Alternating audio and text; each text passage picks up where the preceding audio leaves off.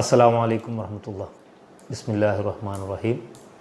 അൽഹംദുലില്ലാഹ് വസ്സലാത്തു വസ്സലാമു അലാ റസൂലില്ലാഹ്.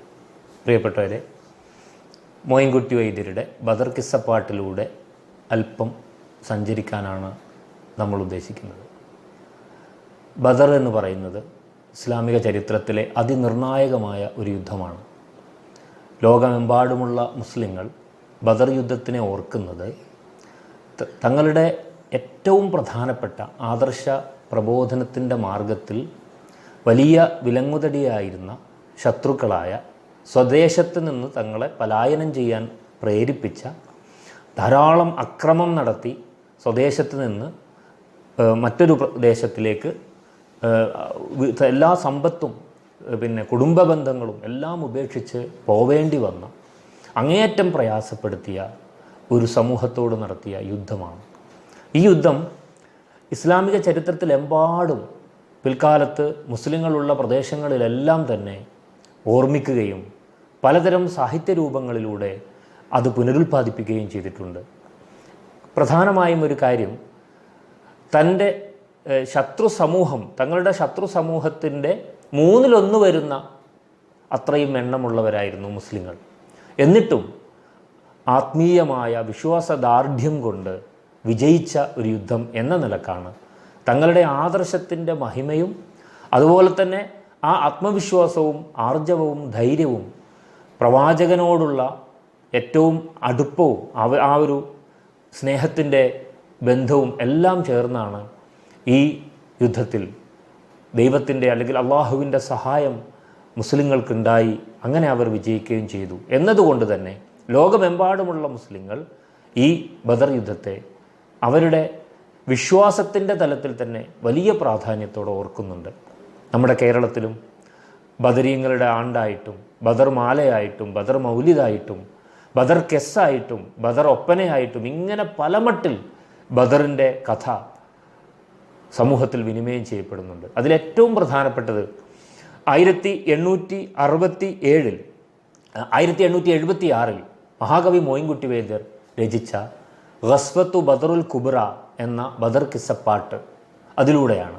ഈ ബദർ കിസ്സപ്പാട്ട് ഒരു തരത്തിൽ മുസ്ലിം സമൂഹമെമ്പാടും, കേരളത്തിലെ മുസ്ലിം സമൂഹം അത് ആലപിക്കുകയും അതിൻ്റെ അർത്ഥം പറഞ്ഞ് വിശദീകരിക്കുന്ന പാടിപ്പറച്ചിൽ സദസ്സുകൾ സംഘടിപ്പിക്കുകയും മോയിൻകുട്ടി വൈദ്യരടക്കം ധാരാളം സ്ഥലങ്ങളിൽ അത് പാടിപ്പറയുകയും അങ്ങനെ ഒരു വിദ്യാഭ്യാസ പ്രക്രിയ എന്നോണം ബദറിൻ്റെ ചരിത്രം മുസ്ലിങ്ങൾക്കിടയിൽ ഓർമ്മിക്കപ്പെടുകയും ചെയ്യുകയാണ് ഉണ്ടായത്. വ്യവസ്ഥാപിതമായ അല്ലെങ്കിൽ ഔദ്യോഗികമായ വിദ്യാഭ്യാസ സമ്പ്രദായങ്ങളിലൊന്നും പെടാത്തവരായിട്ടുള്ള സാധാരണ ജനങ്ങളും ഈ ചരിത്രം മുഴുവനും ഓർമ്മിക്കുന്നത് ഇത്തരത്തിലുള്ള പാട്ടുകളിലൂടെയാണ്. ആ പാട്ട് പ്രത്യേകിച്ചും റമദാൻ 17 ബദർ ദിനത്തിൻ്റെ അനുസ്മരണം നടത്തിക്കൊണ്ടിരിക്കുന്ന ലോക മുസ്ലിം സമൂഹം, പ്രത്യേകിച്ച് കേരളത്തിൽ ബദർ കിസ്സപ്പാട്ടിലൂടെ അത് ഓർക്കുക എന്നത് വളരെ പ്രധാനപ്പെട്ട ഒരു കാര്യമാണ്.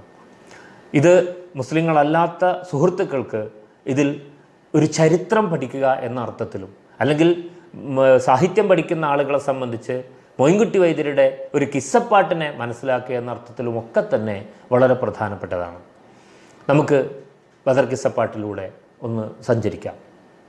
ഒന്നാമത്തെ ഇശൽ, ഇത് 106 ഇശലുകളിലായിട്ടാണ് ഈ കിസ്സപ്പാട്ട് ചിട്ടപ്പെടുത്തിയിട്ടുള്ളത്. പക്ഷേ ഈ 106 ഇശൽ, ഓരോ ഇശലും വളരെ വിസ്തരിച്ച് അർത്ഥസഹിതം അതിൻ്റെ സന്ദർഭം സഹിതം പറയുകയാണെങ്കിൽ ഓരോ ഇശലിനും ഓരോ ദിവസം തന്നെ ആവശ്യമുണ്ട്. മറിച്ച് വളരെ ലളിതമായിട്ട് ഈ 106 ഇശലിൻ്റെയും പ്രധാനപ്പെട്ട ചില ഭാഗങ്ങൾ, അല്ലെങ്കിൽ അതിൽ തന്നെ പലതും ഒഴിവാക്കിക്കൊണ്ട് വളരെ അത്യാവശ്യമുള്ള ചില ഭാഗങ്ങൾ ഒന്ന് പരിചയപ്പെടുത്തി പരാമർശിച്ച് കടന്നു പോവുക മാത്രമേ നമുക്ക് ഈ സന്ദർഭത്തിൽ സാധിക്കുകയുള്ളൂ. നമുക്ക് തുടങ്ങാം. ഒന്നാമത്തെ ഇശൽ മോയിൻകുട്ടി വൈദ്യർ ആരംഭിക്കുന്നത് ബിസ്മില്ലാഹിർ റഹ്മാനിർ റഹീം എന്ന് പറഞ്ഞുകൊണ്ടാണ്. എല്ലാ കാവ്യങ്ങളും അള്ളാഹുവിനെ സ്തുതിച്ചുകൊണ്ടും പ്രവാചകൻ സല്ലല്ലാഹു അലൈഹി വസല്ലമയ്ക്ക് സ്വലാത്ത് ചൊല്ലിക്കൊണ്ടും പ്രാർത്ഥിച്ചുകൊണ്ടുമാണ് വൈദ്യർ ആരംഭിക്കുന്നത്. അത് ഏതു തരത്തിലുള്ള കാവ്യങ്ങളായാലും, പ്രത്യേകിച്ച് ഇങ്ങനെയുള്ളൊരു ആദർശത്തെപ്പറ്റി പരിചയപ്പെടുത്തുന്ന ഒരു കാവ്യം എന്ന നിലക്ക് ബിസ്മില്ലാഹിർ റഹ്മാനിർ റഹീം പരമകാരുണ്യകനും കരുണാനിധിയുമായ അള്ളാഹുവിൻ്റെ നാമത്തിൽ ഞാൻ തുടങ്ങുന്നു എന്ന് പറഞ്ഞുകൊണ്ടാണ് തുടങ്ങുന്നത്. അഹദത്തിലെ അലിഫ് അലിഫ് ലാം അഗമിയം അലിഫക്ഷര പൊരുൾ ബിസ്മില്ലാ അരിമ കലൈ കുത്തുബനുദിനം ഖുർആനിൻ അളകുറ്റലകുറി ബിസ്മില്ലാ ബഹറാ ഖുർആനിൻ പൊരുൾ മുഴുതടകിനെ ഭരിശക്കടൽ പതി ബിസ്മില്ലാ ബദറപ്പട കൊടു കവി നുവൽവതിൻ മുതൽ ബരിബെത്തബുത്തതി ബിസ്മില്ലാ. അഹദത്തിലെ അലിഫ്, അഹദ് ഏകത്വത്തെ സൂചിപ്പിക്കുന്ന വാക്യം അഹദ്, അതിലെ അലിഫ്, അള്ളാഹു എന്ന് പറയുന്നതിലെ അലിഫ് ലാം എന്നീ രണ്ടക്ഷരങ്ങൾ, ഈ അക്ഷരങ്ങളുടെ പൊരുളടങ്ങിയിട്ടുള്ള ബിസ്മില്ല, അഗമിയം അതിൻ്റെ അന്തരാർത്ഥം അടങ്ങിയിട്ടുള്ള ബിസ്മില്ല എന്ന് പറയുന്നത്. ഈ അഹദ് എന്ന് പറയുന്നത് അള്ളാഹുവിൻ്റെ ഏകത്വത്തെ കൂടി കുറിക്കുന്നതാണ്. മാത്രമല്ല ബദർ യുദ്ധത്തിൽ വിശ്വാസികൾ ഉയർത്തിയിരുന്ന മുദ്രാവാക്യം അഹദുൻ അഹദ് എന്നായിരുന്നു.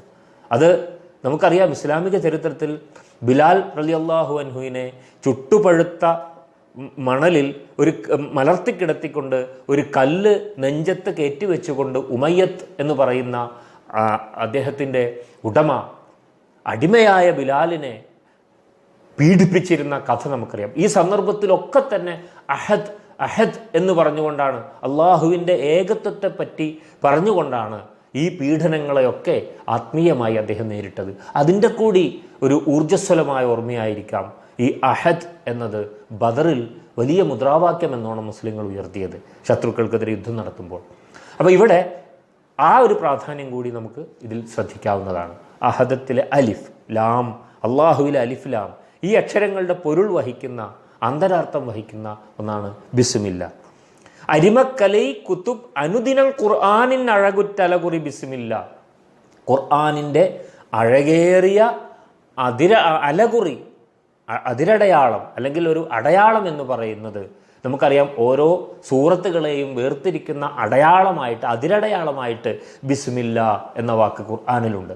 അപ്പോൾ അങ്ങനെയുള്ള അരുമയായ കലയാണ്, അരുമയായ ഒരടയാളം കൂടിയാണ് ബിസ്മില്ല എന്ന് പറയുന്നത്, ഖുർആനിൻ്റെ അതിരുതിരിക്കുന്ന അടയാളം.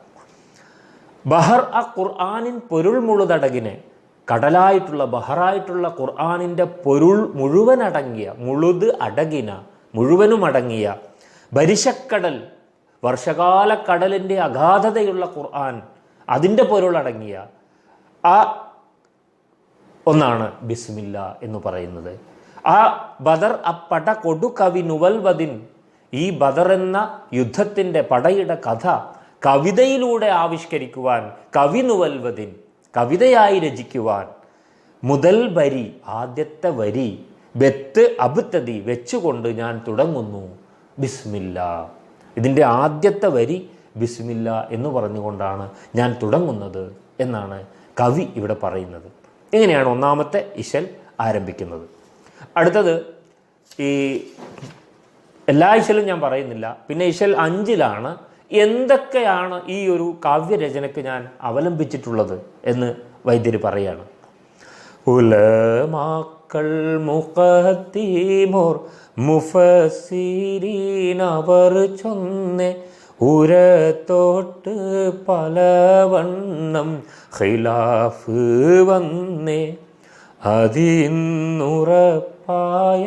സ്വഹീഹേടു തുരത്തിടുന്നേ. ഉലമാക്കൾ പണ്ഡിതന്മാർ, മുഖദ്ദിമോർ മുൻഗാമികളായിട്ടുള്ളവർ, മുഫസ്സിരീൻ ഖുർആൻ വ്യാഖ്യാതാക്കൾ, അവർ ചൊന്നേ അവരെല്ലാവരും പറഞ്ഞ് ഉരതൊട്ട് പലവണ്ണം ഖിലാഫ് വന്നേ, പല വ്യത്യസ്തമായ അഭിപ്രായങ്ങളിൽ പരന്നു കിടക്കുന്ന ഈ ബദർ യുദ്ധവുമായി ബന്ധപ്പെട്ട പലതരം സംഭവങ്ങൾ, വിവരണങ്ങൾ, അതിൽ നിന്ന് ഉറപ്പായ സഹീഹെടുത്ത്, ഏറ്റവും ഉറപ്പായതിനെ മാത്രം എടുത്ത് ഉരത്തിടുന്നേ, ഞാൻ പറയാൻ ശ്രമിക്കുകയാണ് എന്നാണ് പറയുന്നത്. പൊലീവിപ്പോർ ദിനത്തിൻ പേർ വരൈ യൗമുൽ ഫുർഖാന പുകളും വമാ ഇൻ അൻസൽനാ അലാ അബ്ദീന യൗമുൽ ഫുർഖാനിയനും യൗമുൽ തഖൽ ജംആന. പൊലിവി പോർ ദിനത്തിൻ പേർ, ഈ പോർ ദിനത്തിൻ്റെ പേര് വരെ അതിന് പേർ വന്നിരിക്കുന്നത് യൗമുൽ ഫുർഖാന, സത്യവും അസത്യവും വിവേചിച്ച ദിനം. അതായത് വിശ്വാസികൾ അവരുടെ വിശ്വാസദാർഢ്യം കൊണ്ട്, അതുപോലെ തന്നെ ശത്രുക്കൾ അവരുടെ വിശ്വാസരാഹിത്യം കൊണ്ട് അതിനെ കൃത്യമായി വേർതിരിച്ച ദിനം എന്ന അർത്ഥത്തിലാണ്. പുകളും ഇതറിയപ്പെടുന്നു.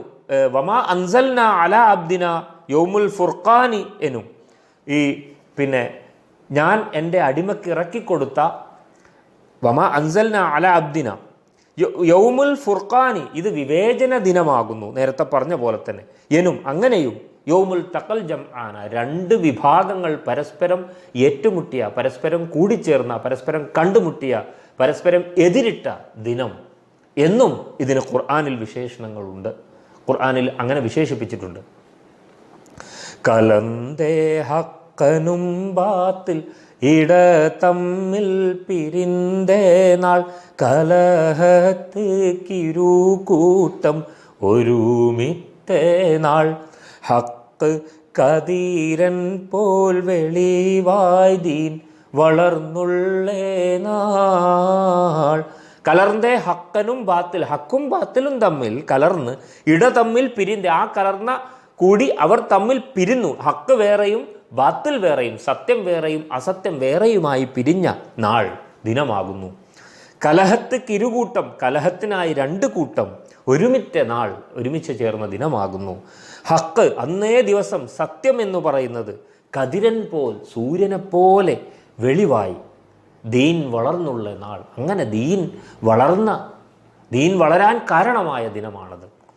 നലവർക്കന്നിറക്കിയെ വകയാവൊണ്ടനൈത്തൂമേ, നന്നായി ഹക്കുറപ്പതും ഫർലാകുമേ, അത് മനസ്സിൽ ശക്ക് വിചാരിപ്പോർ കുഫ്റാകുമേ.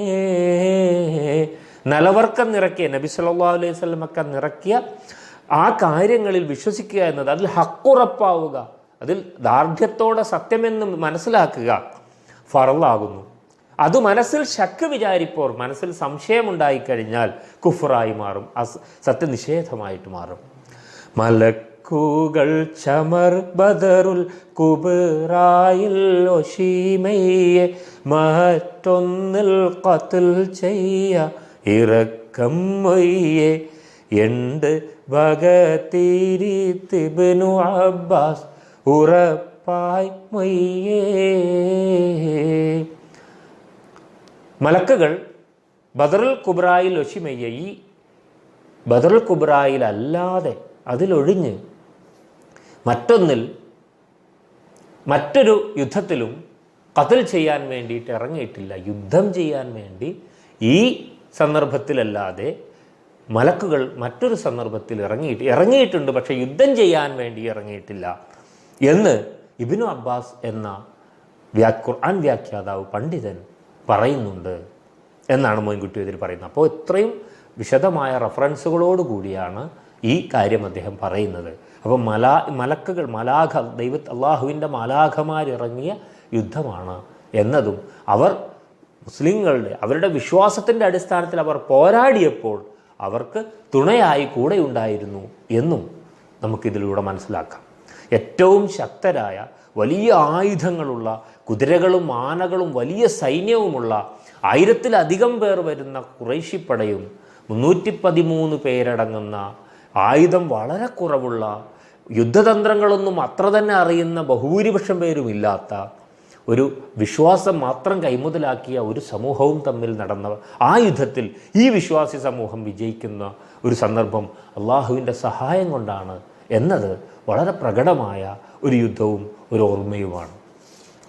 അടുത്ത ഇശലിൽ ഇങ്ങനെ പറയുന്നു: ഹക്കാനക്കോനമറാൽ മക്കാവ് വിട്ടു നബി പക്ക മദീന തണവായി, ആരേതുമെത്തിടുക ഈരാറുമൊത്ത ഷഹർബാറാൽ പൊറുത്ത പിറകെ, തക്കോവർ ഹാമിദരും മിക്കോർ സഹാബികളും ഒക്കായിരിക്കും പൊഴുതിൽ, ജാസൂസ് ഒരുത്തർ വരെ യാസീൻ നബിക്കൊരു വിശേഷം വിരുത്തി പൊരുളായി. ഹക്കാനക്കോൻ ഹക്കാനക്കോൻ സത്യമായിട്ടുള്ള അള്ളാഹു കോൻ അമറാൽ കൽപ്പനയാൽ മക്കാവ് വിട്ട് നബി മക്ക എന്ന് പറയുന്ന പ്രദേശം വിട്ട് പ്രവാചകൻ സല്ലല്ലാഹു അലൈഹി വസല്ലം പക്ക മദീനത്തണവായി മദീനയിൽ ചേർന്നു. ഹിജ്റ പോയ സംഭവമാണ് പറയുന്നത്.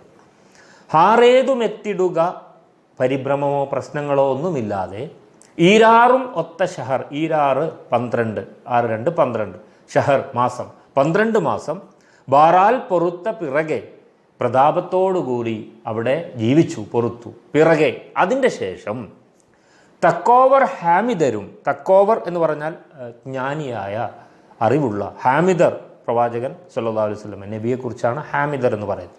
മിക്കോർ സഹാബികൾ, മികച്ച സഹാബികളും അദ്ദേഹത്തിൻ്റെ പ്രവാചകൻ്റെ അനുചരന്മാരും ഒക്കായിരിക്കും പൊഴുതിൽ അവരെല്ലാവരും മദീനയിൽ അങ്ങനെ കഴിയുന്ന സന്ദർഭത്തിൽ, പൊഴുതിൽ ആ സന്ദർഭത്തിൽ ജാസൂസ് ഒരുത്തർ അന്വേഷിക്കാൻ വേണ്ടി പലയിടങ്ങളിലേക്ക് പറഞ്ഞയച്ചിട്ടുള്ള ആളുകളിൽപ്പെട്ട ഒരാൾ, ജാസൂസ് എന്ന് പറഞ്ഞാൽ രഹസ്യം അന്വേഷിക്കുന്ന ആൾ എന്നർത്ഥം, അവിടേക്ക് വന്നുകൊണ്ട് യാസീൻ നബി സല്ലല്ലാഹു അലൈഹി വസല്ലമയുടെ പേരാണ് യാസീൻ എന്നത്, ഒരു വിശേഷം വിരുത്തി, ഒരു വിശേഷം പറഞ്ഞു പൊരുളായി, ഒരു കാര്യം പറഞ്ഞു കൊടുത്തു, ഒരു സത്യം, ഒരു അദ്ദേഹം അന്വേഷിച്ച് കണ്ടെത്തിയ ഒരു കാര്യം.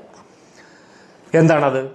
ബക്കാതെ സാവർ ബഈറുക്കാകയേറിയ ചരക്കാടൈ പൊന്നും ചുമയായി വാരുന്നു ബാദി ബദർ ചേരുന്നവർകൾ തിഹാം ഊരിന്നൊരുങ്ങി ഹറജായി നിക്കാതെ ഷാം കറിയക്കേശുവാനും സൗദാക്കറുകളാമും ഒരുമീ നഫ്റാറവർ കടവേ കഫിയായ മൂപ്പൻ അബൂ സുഫിയാൻ അതെണ്ടു മുരയായി.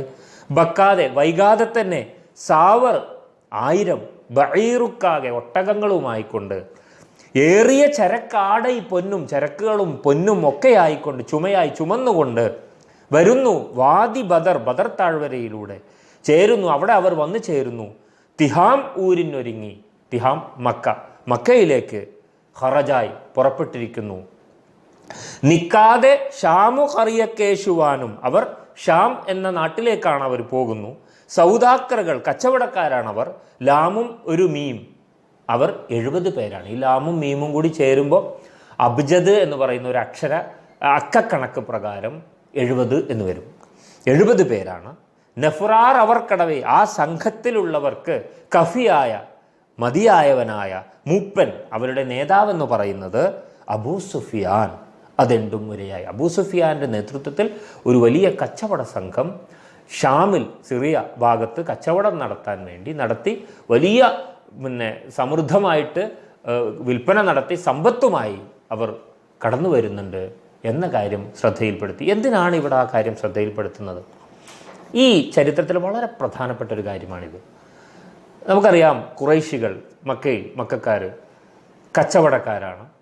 അവർ 2 ഘട്ടങ്ങളിൽ, 2 പ്രദേശങ്ങളിൽ, 2 ഭാഗങ്ങളിലേക്ക് കച്ചവടത്തിന് പോകുന്നതിനെ പറ്റി ഈലാഫി ഖുറൈഷിന്, ഈലാഫി എന്ന് പറയുന്ന ഖുർആനിൽ അത് വളരെ വിശദമായിട്ട് പരിചയപ്പെടുത്തുന്ന നമുക്കറിയാം. കച്ചവട സംഘങ്ങളുമായി അവർ ദീർഘകാലം യാത്ര ചെയ്ത് ഇവിടെ നിന്ന്, അപ്പോൾ ഈ മക്കയിലുള്ള വിവിധ വീടുകളിൽ നിന്നും ഒക്കെ തന്നെ എല്ലാവരുടെയും പങ്ക് ആ കച്ചവടത്തിലുണ്ടാവും. എന്നിട്ട് വലിയ ലാഭത്തോടു കൂടി ഷാമിൽ പോയി കച്ചവടം നടത്തി തിരിച്ച് അതിൻ്റെ പങ്ക് എല്ലാവർക്കും കൊടുക്കുന്ന രീതിയിലുള്ള വലിയ ഒരു സമ്പന്നമായിട്ടുള്ള ഒരു കച്ചവട പാരമ്പര്യമാണ്. ഇവിടെ നമുക്കറിയാം, മദീനയിലേക്ക് പ്രവാചകനും സംഘവും ഹിജ്റ പോകുന്ന ഈ സന്ദർഭത്തിന് മുമ്പ് മുസ്ലിങ്ങളായ ആളുകളുടെ മുഴുവൻ സമ്പത്തും അവിടെ ഉപേക്ഷിച്ച് പോരുകയാണ്. വലിയ ധനാഢ്യരായിട്ടുള്ള ആളുകളൊക്കെ ആ കൂട്ടത്തിലുണ്ട്, മുസ്ലിങ്ങളുടെ കൂട്ടത്തിൽ. അവരുടെ വീടും അവരുടെ തോട്ടങ്ങളും അവരുടെ വലിയ കച്ചവട സ്ഥാപനങ്ങളും അവരുടെ വലിയ സമ്പത്തും ഒക്കെ തന്നെ മക്കക്കാർ പിടിച്ചു വെക്കുകയും അങ്ങനെ മക്കക്കാരത്, പ്രത്യേകിച്ച് ഖുറൈശികൾ മുസ്ലിങ്ങൾക്കെതിരെ ഉപയോഗിക്കാൻ ഈ മുസ്ലിങ്ങളുടെ തന്നെ വിട്ടേച്ചു പോയ സമ്പത്തുകൾ അവരുടേതാക്കി മാറ്റി അതൊക്കെ തന്നെ ഈ കച്ചവടത്തിന് വേണ്ടി ഉപയോഗിക്കുന്നുണ്ട് അബൂ സുഫിയാൻ. മാത്രമല്ല, സിറിയയിൽ നിന്ന് മടങ്ങുമ്പോൾ ഇവർ സമ്പാദിച്ച സമ്പത്ത് ഇനി മുസ്ലിങ്ങൾക്കെതിരെ യുദ്ധത്തിന് വേണ്ടി ആയുധങ്ങളും മറ്റും വാങ്ങാനും കൂടി ഒക്കെ ഇവർക്ക് പദ്ധതിയുണ്ട്. അപ്പോൾ അതുകൊണ്ട് തന്നെ അവരുടെ ഒന്നുമില്ലാത്തവരായിക്കൊണ്ട് ഹിജ്റ ചെയ്ത് മദീനയിലെത്തിയ, പലായനം ചെയ്ത് മദീനയിലെത്തിയ ഇവരുടെ വലിയ സമ്പന്നരായിട്ടുള്ള ആളുകളടക്കമുള്ളവരുടെ ഈ മുഴുവൻ സമ്പത്തും ഇവർക്ക് തിരിച്ചു കിട്ടുക എന്നുള്ളത് ഇവരുടെ അതിജീവനത്തിന് വളരെ പ്രധാനമാണ്. കാരണം ഒരു ആദർശ സമൂഹമായിക്കൊണ്ട് മദീനയിൽ അവർ ജീവിക്കുന്നു എന്നല്ലാതെ അവർക്ക് അവരുടെ എല്ലാ സമ്പത്തും വിട്ടേച്ച് പോന്നിരിക്കുകയാണ്. അപ്പോൾ ആ സമ്പത്തുകൾ തിരിച്ചെടുക്കുക എന്നത് ഇവരൊക്കെ തന്നെ ആഗ്രഹിക്കുന്ന ഒരു കാര്യമാണ്.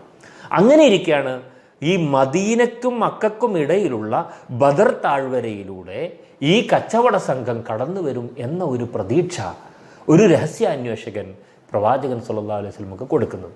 അപ്പോൾ ഈ വിട്ടുപോകുന്ന മുഹാജിറുകൾക്കൊക്കെ തന്നെ ഈ ഒരു വികാരമുണ്ടായി. എങ്കിൽ ആ കച്ചവട സംഘത്തെ പോരാടി അവർക്ക് അവകാശപ്പെട്ട സമ്പത്ത്, തങ്ങളുടേതു കൂടിയായ സമ്പത്ത് അവരിൽ നിന്ന് തിരിച്ചു പിടിക്കുക എന്നതിനാൽ ആ കാര്യമാണ് ഇവിടെ ഈ വന്ന അന്വേഷകൻ പറഞ്ഞു കൊടുത്തത്. എന്നിട്ടോ ഇവർ അങ്ങോട്ട് പോവുകയാണ്. പ്രവാചകനും സംഘവും ഇത് പിടിക്കാൻ വേണ്ടിയിട്ട് അവിടെ പോകുന്നു, കാത്തിരിക്കുന്നു. പക്ഷേ സംഭവിച്ചത് അബൂ സുഫിയാൻ മറ്റൊരു പാതയിലൂടെയാണ് ഷാമിലേക്ക് അഥവാ സിറിയയിലേക്ക് കച്ചവടത്തിന് പോയത്. ഈ ബദറിൻ്റെ പ്രദേശം ഒഴിഞ്ഞ് അദ്ദേഹം സഞ്ചരിച്ചതിനാൽ മുസ്ലിങ്ങൾക്ക് അദ്ദേഹത്തിൻ്റെ കച്ചവട സംഘത്തെ പിടിക്കാൻ സാധിച്ചില്ല. അങ്ങനെ അവർ മടങ്ങി വന്ന് മദീനയിൽ തന്നെ കഴിഞ്ഞു എന്നാണ് മോയിൻകുട്ടി അടുത്ത ഭാഗത്ത് പറയുന്നത്. പിന്നീട് അങ്ങനെ കുറച്ച് കഴിഞ്ഞപ്പോഴാണ് ഈ കച്ചവട സംഘം തിരിച്ചു വരുന്നുണ്ട് എന്ന വിവരം പ്രവാചകന് ഒരറിവ് ജിബ്രീൽ കൊടുത്തു എന്നാണ് ഇതിൽ വൈദ്യർ പറയുന്നത്.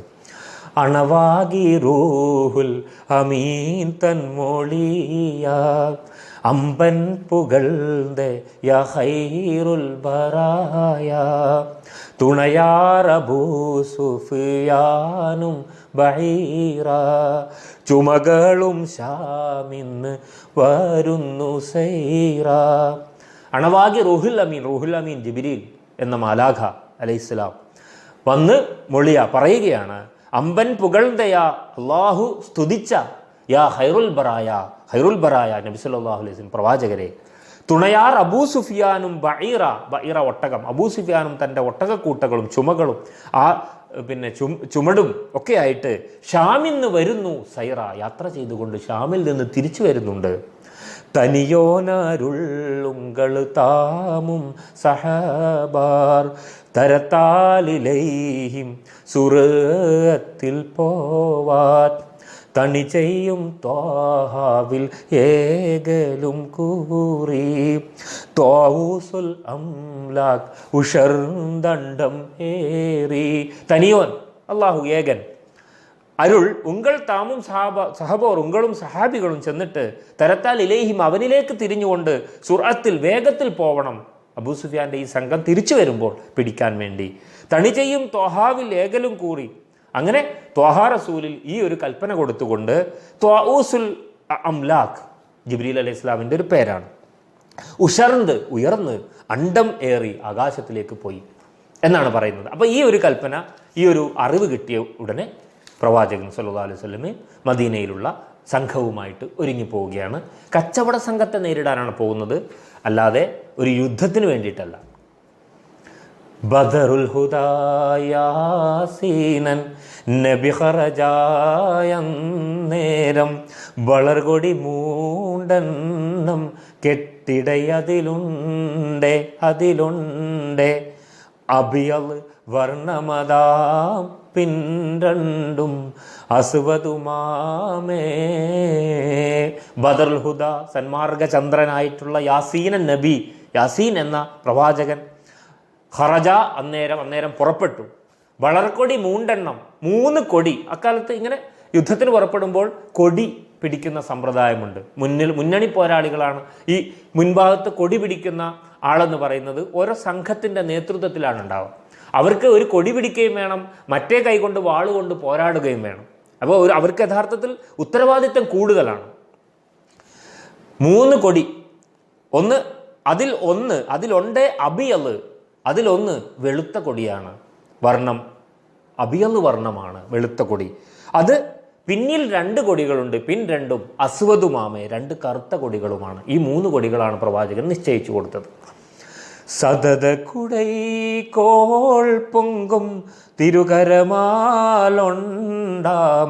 തതിന നബി തൻ തോളർ മിസ് അബിലീന്താർ അവരത് തനെ പിടി ചെയ്താറ്റൽ മുമ്പില നിലയാകെ.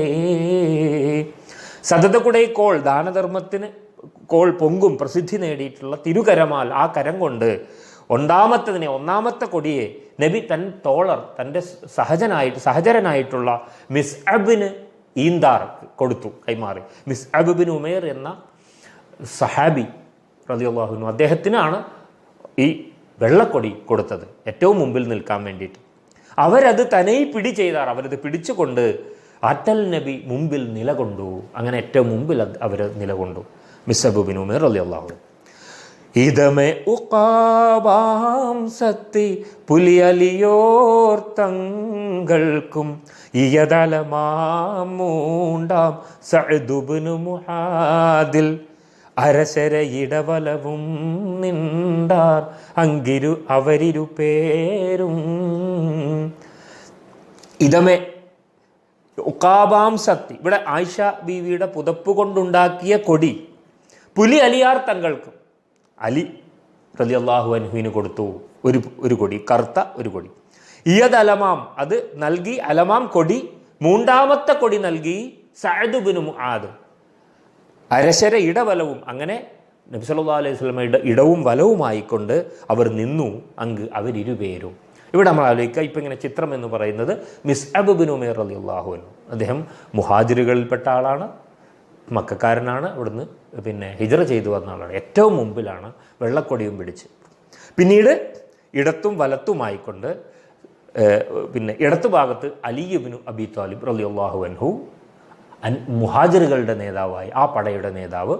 ഇപ്പുറത്ത് സഅദ് ഇബ്നു മുആദ് റളിയല്ലാഹു അൻഹു, അൻസാരികളിൽ ഏറ്റവും പ്രഗത്ഭനായിട്ടുള്ള, ഔസ് ഗോത്രത്തിൻ്റെ തലവനായിട്ടുള്ള, എപ്പോഴും മക്കയുമായും ബന്ധം പുലർത്തിയിരുന്ന, അതുപോലെ തന്നെ മദീനയിലേക്ക് പ്രവാചകൻ സ്വല്ലല്ലാഹു അലൈഹി വസല്ലം ക്ഷണിക്കാനൊക്കെ പ്രധാനപ്പെട്ട മുൻകൈയെടുത്ത വളരെ വിശ്വസ്തനായിട്ടുള്ള സഹചരൻ സഅദ് ഇബ്നു മുആദ്, അദ്ദേഹമാണ് അൻസാരികളുടെ നേതൃത്വത്തിൽ. ഇവിടെ രണ്ട് വിഭാഗമായി തിരിച്ച് വേർപ്പെടുത്തുകയല്ല, മറിച്ച് ആ ഒരു വൈവിധ്യത്തെ ഇസ്ലാം അംഗീകരിക്കുന്നു. അൻസാരികളുടെയും മുഹാജിറുകളെയും മദീനക്കാരുടെയും മക്കക്കാരുടെയും. അതേസമയം അവർ ഒരുമിച്ച് ഒരു നെയ്യ് മാതിരി തന്നെ അവർ യുദ്ധം ചെയ്യുന്നു, ഇസ്ലാമിന് വേണ്ടി ഒരുമിച്ച് നിൽക്കുന്നു, പരസ്പരം പങ്കുവെക്കുന്നു. എന്നാൽ ആ യുദ്ധ മുന്നണി രണ്ടാക്കി തിരിച്ച് കൊടുത്തിരിക്കുകയാണ്, രണ്ട് കൂട്ടർക്കും നേതൃത്വം കൊടുത്തിരിക്കുകയാണ്.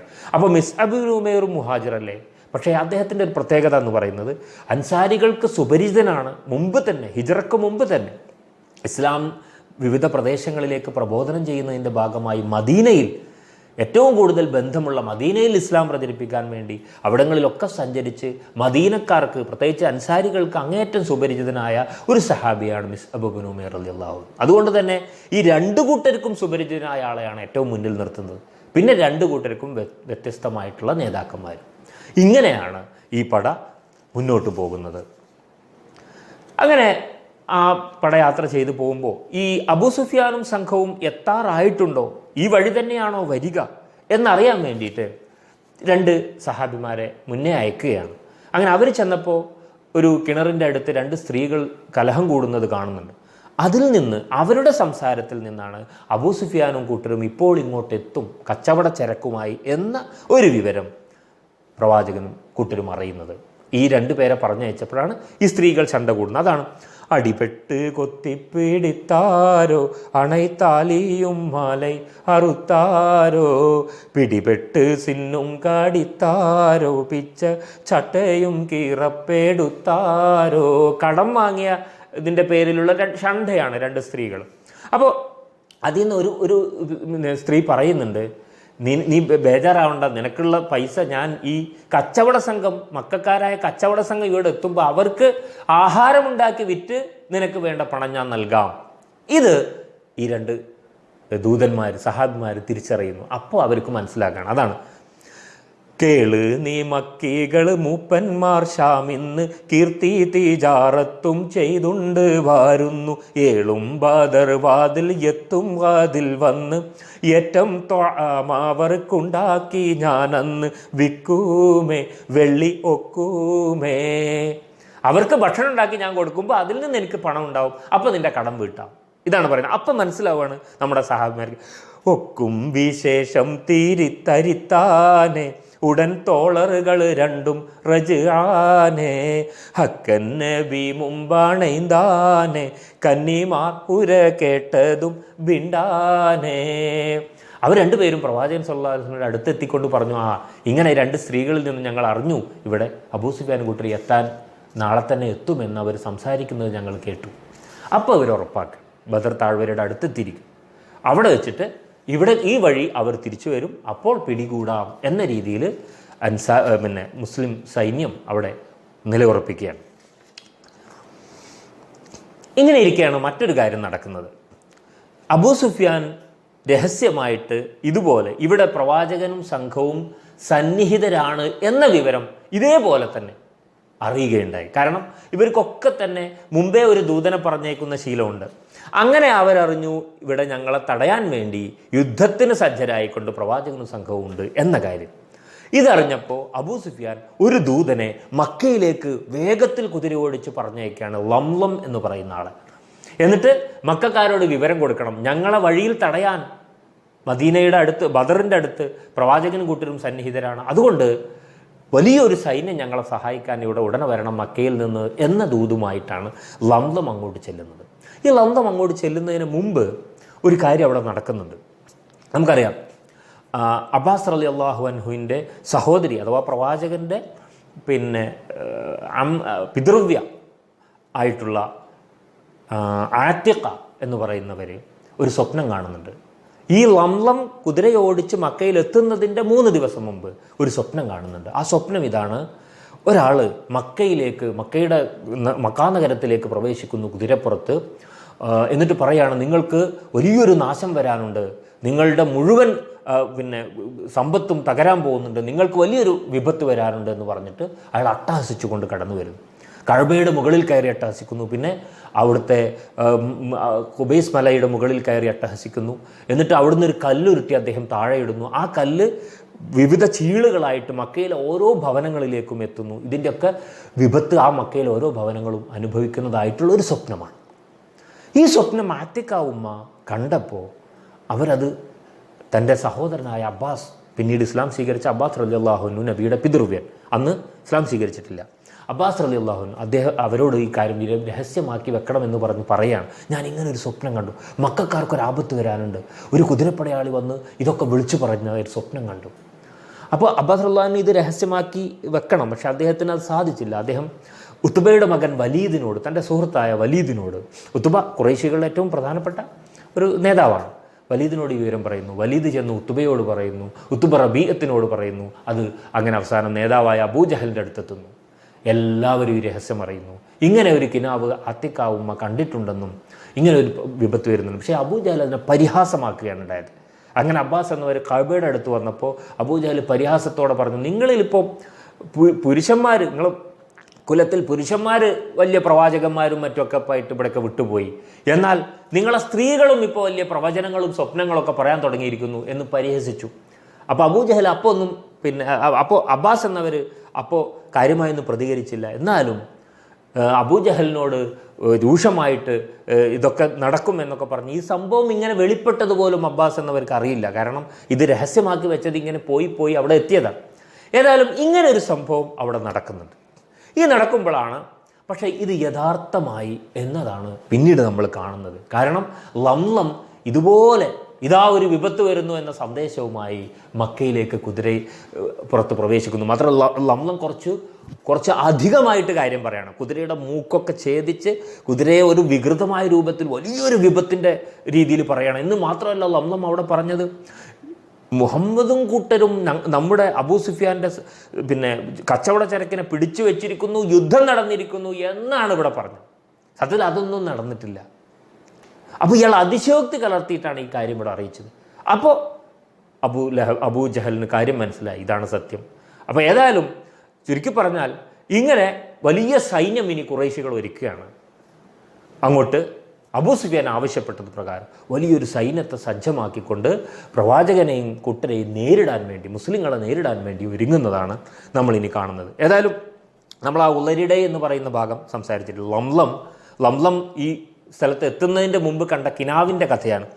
ഉളരിടെ ലംലമും നാക്കത്തേറി നടക്കുന്നേ, ഉമ്മുൽ ഖുറാവിൽ അണയും മൂണ്ട് ദിനം മുന്നേ, തെളിവർ നബി കമ്മത്തായത്തിക്ക ഉമ്മത്താൻ, തെറിത്തൂയിൽ തന്നിൽ കണ്ടാളേക മനാമ് താൻ. മനാമ് എന്ന് പറഞ്ഞാൽ സ്വപ്നം.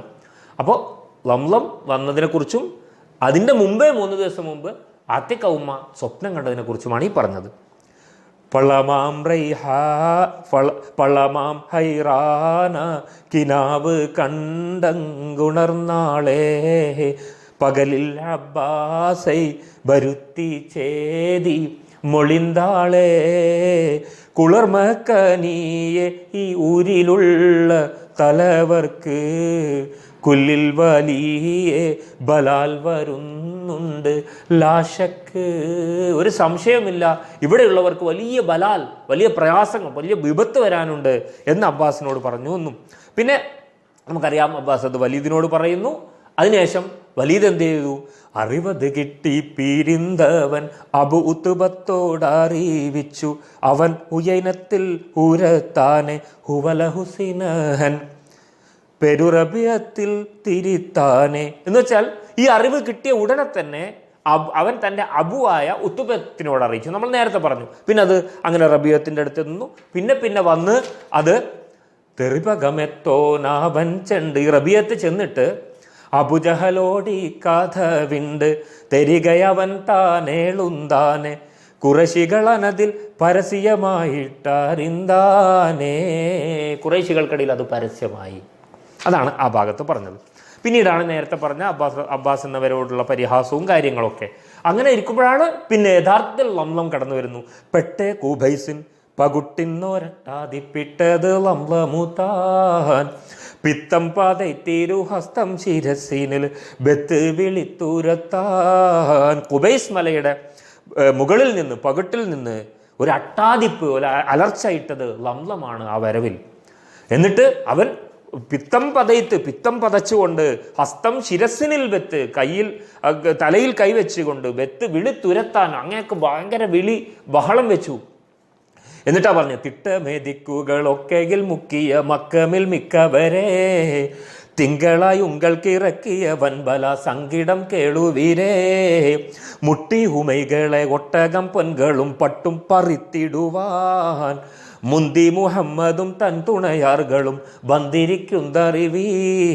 നിങ്ങളുടെ സമ്പത്ത് പിടിച്ചു പറിക്കാൻ മുഹമ്മദും കൂട്ടരും എത്തിയ വിവരം നിങ്ങൾ അറിയുവീൻ എന്ന് അദ്ദേഹം പറയുന്നു. ആ കാര്യമാണ്. അപ്പോഴാണ് നമ്മൾ പറഞ്ഞ പോലെ യുദ്ധത്തിന് പുറപ്പെടുകയാണ് അബുജാഹിലും കൂട്ടരും. അപ്പോൾ നമ്മൾ ആലോചിക്കേണ്ടത്, എല്ലാവർക്കും യുദ്ധത്തിനോട് താല്പര്യം, ആസക്തി കുറവാണ്. കാരണം അപ്പുറത്തുള്ളതും മുഴുവൻ അവരുടെ ബന്ധുക്കളാണ്. ചിലരുടെ മക്കൾ, ചിലരുടെ പിതാക്കൾ, ചിലരുടെ പിതൃവ്യർ, സഹോദരങ്ങൾ ഒക്കെയാണ് മുസ്ലിങ്ങളുടെ പക്ഷത്തുമുള്ളത്. അതുകൊണ്ട് തന്നെ പലർക്കും ഇതിനോട് താല്പര്യമില്ല. പക്ഷെ അബൂജഹൽ എന്ന് പറയുന്ന അങ്ങേറ്റം നിഷ്ഠുരനായ, അങ്ങേറ്റം ക്രൂരനായിട്ടുള്ള ഈ ശത്രുവാണ്. ആഭിജാത്യം, ദുരഭിമാനവും ഒക്കെ കൊണ്ട് നടക്കുന്ന അദ്ദേഹത്തിൻ്റെ മാത്രം പ്രേരണയാണ് പലരെയും ഈ യുദ്ധത്തിലേക്ക് കൊണ്ടുവന്നത് എന്ന് നമ്മൾ അറിയുക. അദ്ദേഹത്തിൻ്റെ ദുരഭിമാനവും കാര്യങ്ങളുമാണ്. അങ്ങനെ അദ്ദേഹം പുറപ്പെട്ട അബുജാഹിലുടൻ കിബിർ പൊങ്കിയെളുന്ത് ലിബാസ് ചമൈന്ത് പുതുമാക്കസബിട്ടുകൾ ബൈത്ത് ഹരീറുമുടിത്ത് ഉടുത്തിടവേ, മികമികമാവായ പട്ടുകളാൽ ഉളമേൽമ ചട്ടകളും അരൈനാട ചൊട്ടികളും പല പണി പുതുവായെടുത്തൊരു ഹാത്തം വിരൽക്ക് പതിത്തിടലായി. പല പട്ടിൻ്റെ വസ്ത്രങ്ങളും ഒക്കെ അണിഞ്ഞ് ഗർവോടുകൂടി ഒരുങ്ങുന്നു. പുതുതായി പണിയിച്ച ഹാത്തം, മോതിരമൊക്കെ ഇടുന്നു. അങ്ങനെയാണ് പറഞ്ഞത്. പലതരം അടുത്തൊക്കെ പറഞ്ഞ ജൗഹറും പല രത്നങ്ങളും ഒക്കെ അണിഞ്ഞ് വലിയ പ്രൗഢിയോടെ യുദ്ധത്തിനൊരുങ്ങി വരികയാണ്. പക്ഷെ ആ സമയത്ത് ഈ ഖുറൈശികൾ അപ്പോൾ ഒരു പ്രാർത്ഥന നടത്തുന്നു. കഅബയെ പിടിച്ചൊരു പ്രാർത്ഥന നടത്തുന്നത് നമുക്ക് കാണാൻ പറ്റും. അത് വളരെ പ്രധാനമാണ്. ഇറയോനെ ഹാദൽ ബൈത്തുട നായനെ ഹക്കോട് ബാത്തിൽ രണ്ടിൻ ഇടയേ പീരിത്തരുളിട് നീ ഇന്ദ ദിനം തനിലെ നമതിരു പാകം നിക്കുവരിൽ ഒരു കൂട്ടം ഹക്കുടയോർ അവർ ആരുനക്കറിയാം, അവർകളെ ഇതിൽ തിരുത്ത് ഹലാസിയത്താക്കിട് നീ പരനേ. ആ പ്രാർത്ഥന വളരെ പ്രധാനമാണ്. രണ്ട് കൂട്ടരാണ് ഞങ്ങൾ. ഈ രണ്ട് കൂട്ടരിൽ ഹക്ക്, സത്യം ആരുടെ പക്ഷത്താണെന്ന് യഥാർത്ഥത്തിൽ നിനക്കറിയാം. ആ സത്യത്തിൻ്റെ പക്ഷക്കാരെ നീ വിജയിപ്പിക്കണം, ബാക്കിയുള്ളവരെ ഹലാസാക്കിയിടണം, നശിപ്പിക്കണം എന്ന പ്രാർത്ഥനയോടെയാണ് ഇവർ യുദ്ധത്തിനൊരുങ്ങുന്നത്. സത്യത്തിൻ്റെ പക്ഷക്കാരെ അള്ളാഹുവെ നീ വിജയിപ്പിക്കണേ എന്ന് പ്രാർത്ഥിച്ചുകൊണ്ടാണ് ഖുറൈശിക്കൂട്ടം ഇറങ്ങുന്നത്. പരനേ രണ്ടാലൊരു ദീനിനെ പോരിശയാക്കി നിദായിമിൽ കാത്തുകൾ, ഫത്താഹെ താമസം ചെയ്തിടതുത്തരം ചെയ്തിട് നീ.